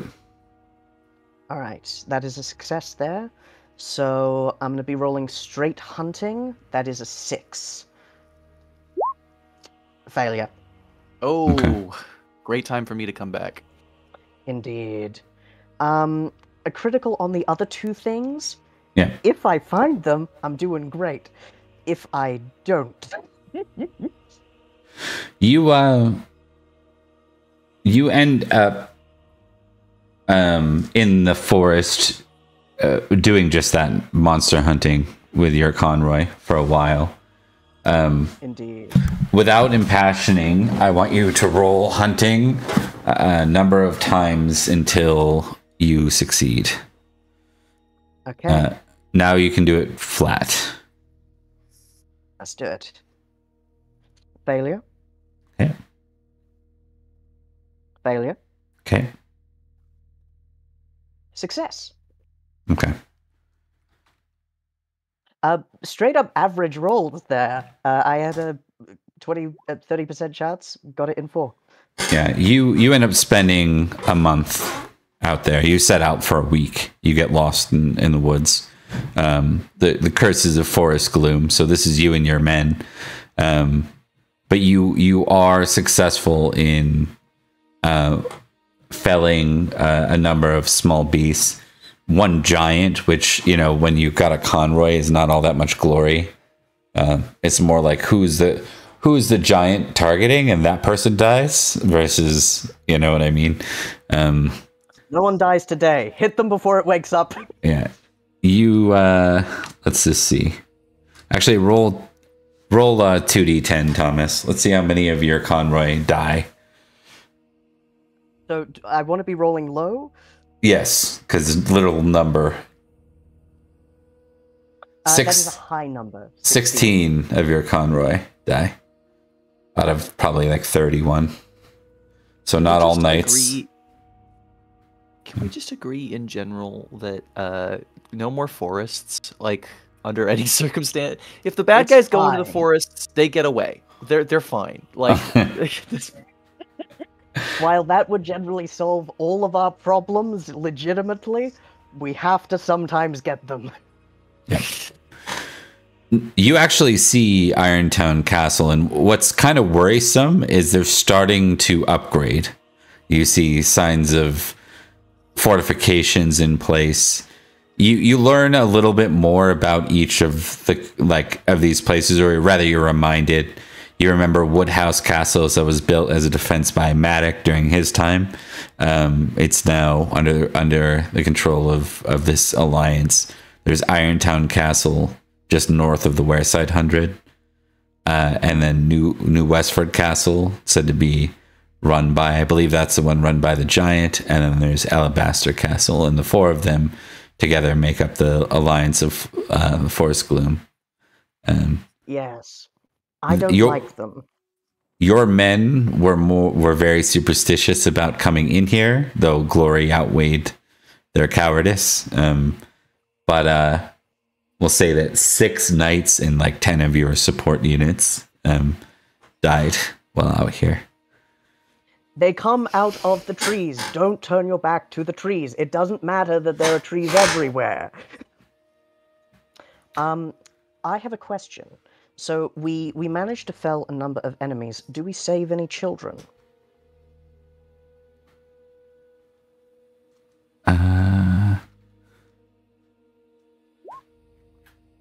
Well, I want to be clear. There aren't like dozens of children getting taken from everywhere, right? I think that was something that players elaborated was occurring. I don't think we ever suggested. Yeah, it was mostly what he heard from the person. He was like, well, I was sent to get a child. Yeah. And was like, so people are sending agents out throughout the county to do this? Yeah. In a couple of cases, we'll say like maybe 2 or 3 civilians. One of them is a child that you save. Very good. These are small, basically hamlets and things, hermits within the woods, lone households. Huts, really, because these aren't nobles for the most part out here. Most people would think it suicide to live in the forest gloom. But you can tick fairy lore as you spend time out here. Thank you kindly. And do you have Suspicious Fae yet? I do. My Suspicious Fae is currently a directed trait of 4. Okay. It can go up to 5. Brilliant. Okay, and 80 glory for your fighting endeavors out here this year. The giant specifically was significant. It's mostly because you're crits. I love to imagine they expected that there would be bandits, but Edrich was like, no, they're full-on monsters, get ready. Right.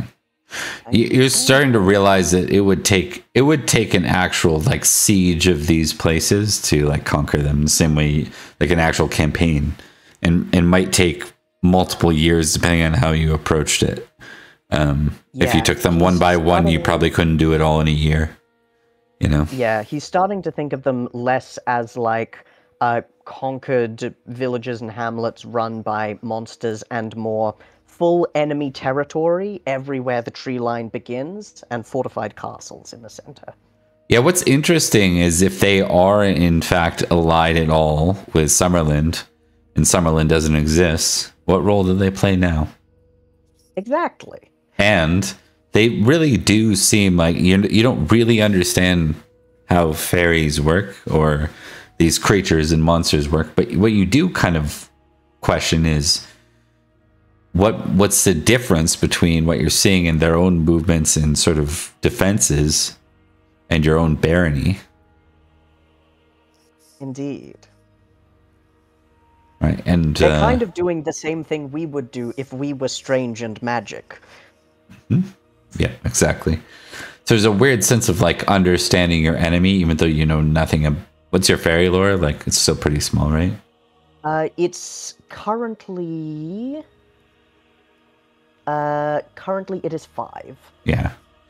So it's you're starting to understand them, but only from the point of view of an enemy, not what they're up to or what they do.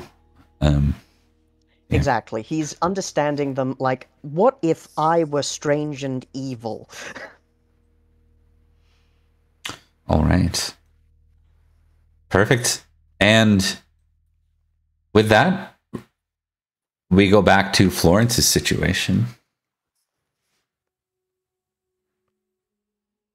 You wake up hearing the sound of screaming and cries.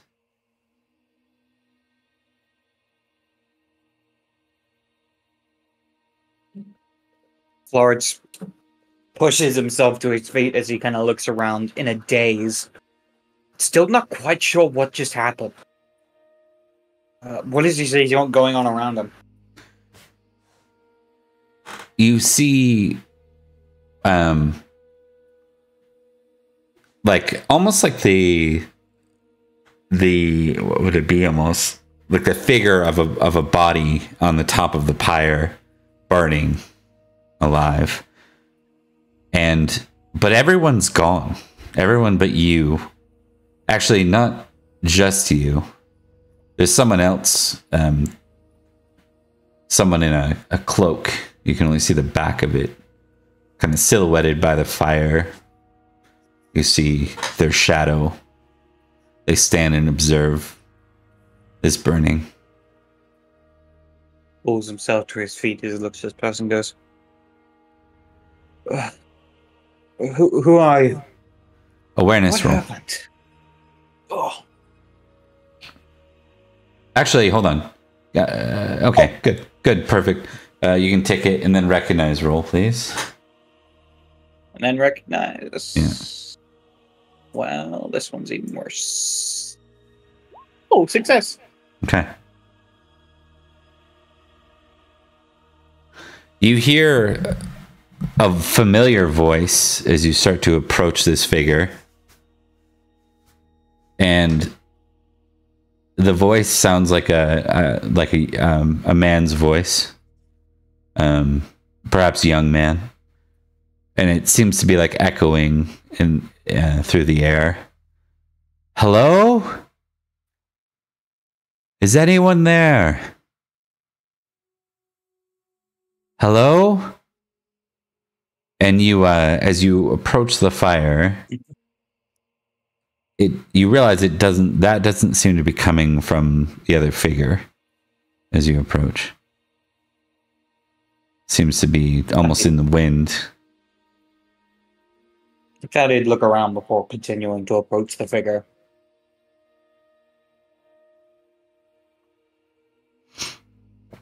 You see the face of Lady Morgan.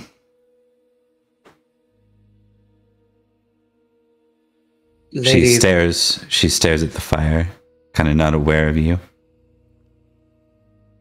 Lady Morgan. Go to lightly place a hand on her shoulder. Sir Florence.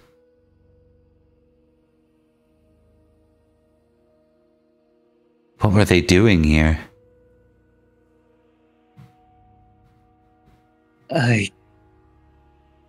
What do you mean? The Cornish? Who are these victims?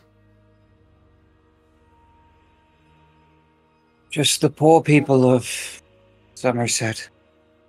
Unfortunate enough to get wrapped up in all of this. I tried to let them go, but one of them, she did something to me. Hello? Is anyone there? You see her kind of... She closes her eyes.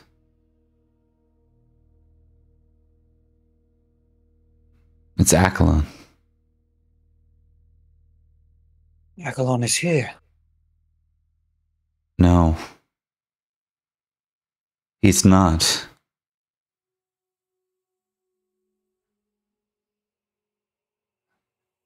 Have you had this dream before? Dream?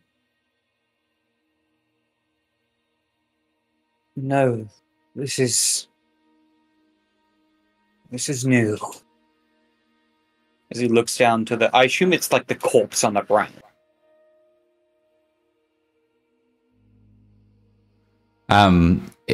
It's more like a figure, like basically like incinerated on the pyre. So it's not like on the ground. It's okay, yeah. Is the pyre still burning, or is it currently? Yeah, and it's like a bonfire. Like it's hard to stare into. Yet she stares into it quite directly. I want to try something.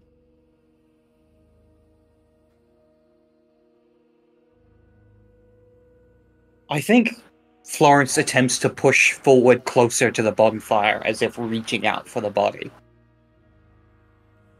Okay. As if trying to take her down from the pyre. Okay. You reach towards the fire and you feel an intense flame or intense pain as you feel your hand like engulfed with fire, and you look back and it's like still on fire. You start to naturally try to put it out. Yeah. And as you fall backwards, you wake up and there's like people around you.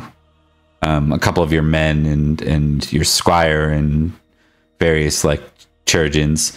And you look at your hand, the hand that you stuck in the fire, and right around the hand, it's the exact same hand that was grabbed, there's like a burn mark around your hand. Mm-hmm.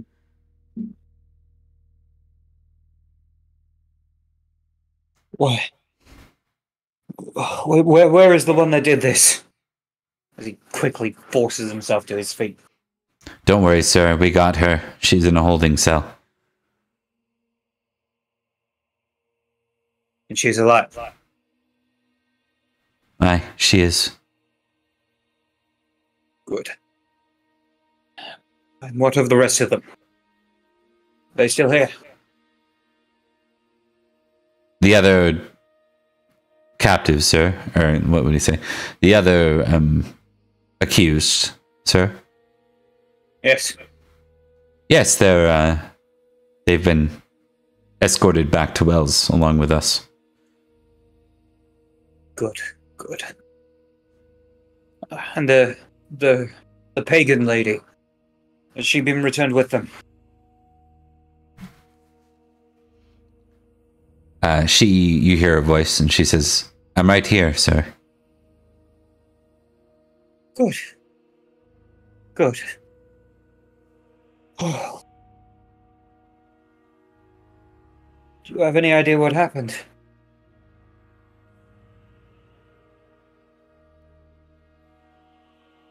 No, sir.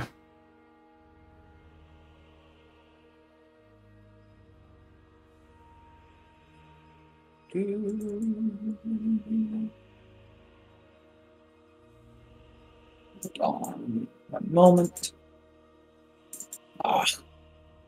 He's going for the suplex. Suplex. Oh. Alright, critical. Oh? Interesting. Okay. That goes to 11. Yep. I think that is a chivalrous, if I remember correctly. It's not actually. Oh, okay. I don't think it is.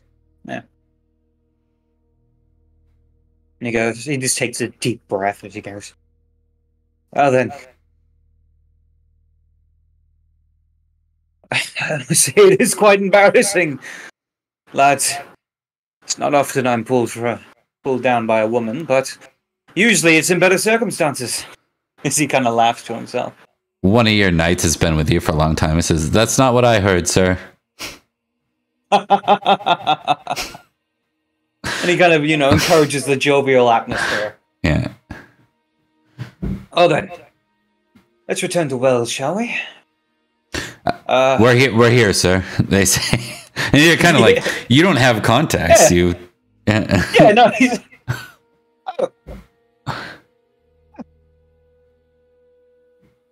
I'm going to grab a drink. Okay. We'll continue this in the hour.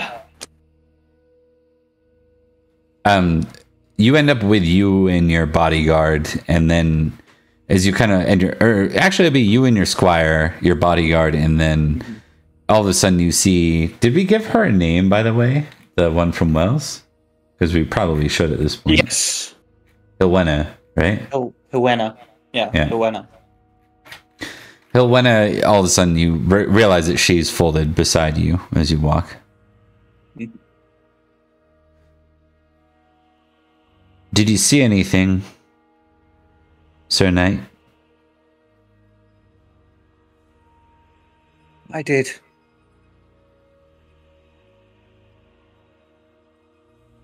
I don't know what it means, but I know it is something I want to avoid.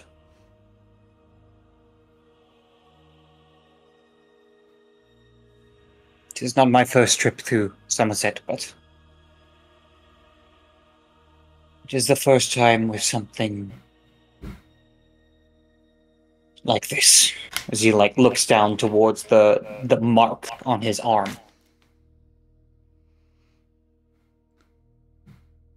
I wasn't lying to you, sir. I don't know what it means. But I think I know who could tell you. Is that so? Who?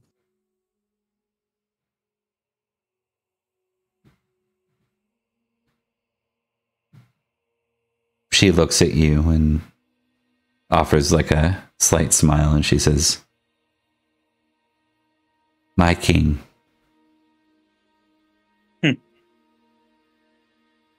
Of course.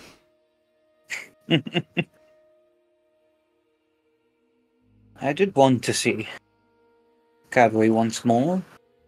He was always a jovial chap. Well, seems I may have to go looking for the lost king. Right now I have a job to do. So I will think on it. All right. And with that, we will bring our session to a close.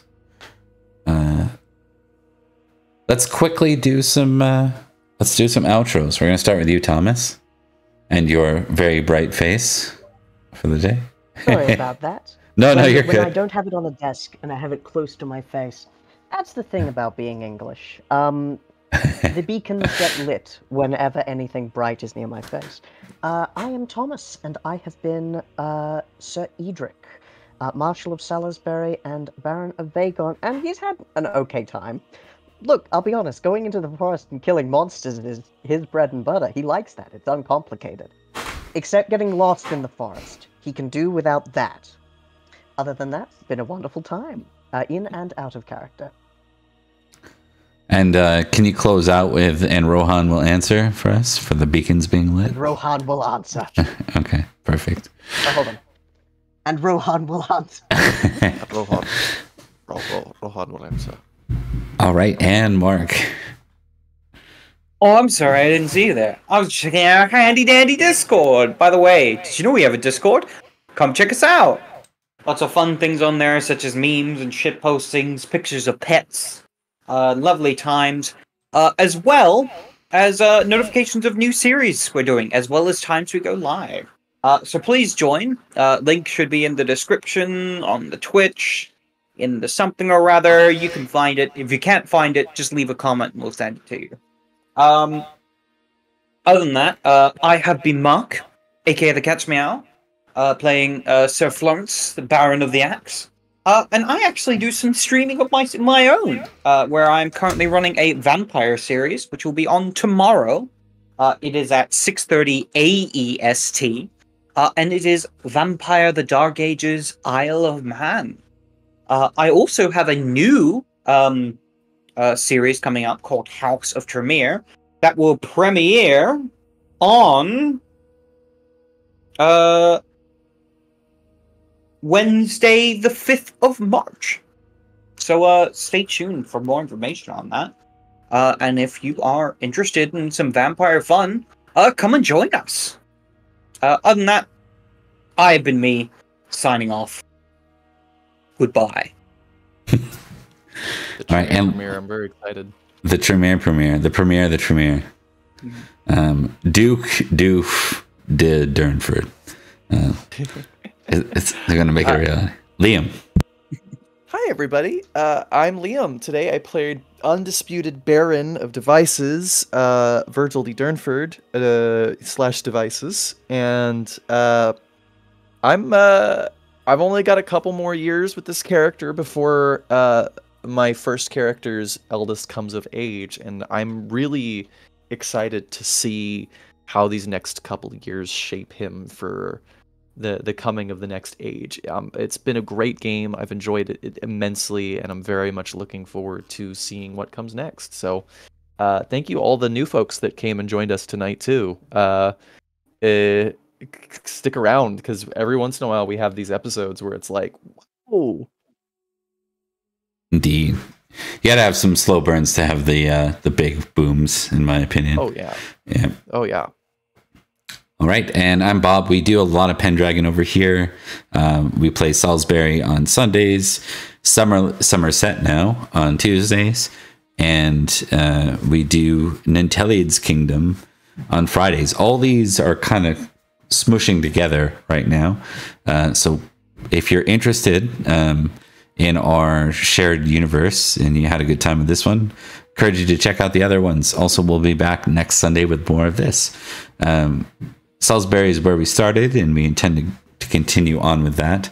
In addition to that, we are nearing I'll say, within the next 6 months, the end of Anarchy, which is really exciting. I don't want to elaborate past that, which will make us beyond the norm. We will be people that played through the Age of Uther and Anarchy and are continuing. Most people that play the Great Pendragon campaign die out in Anarchy. That's what I hear. So congrats to all our players, should we do so.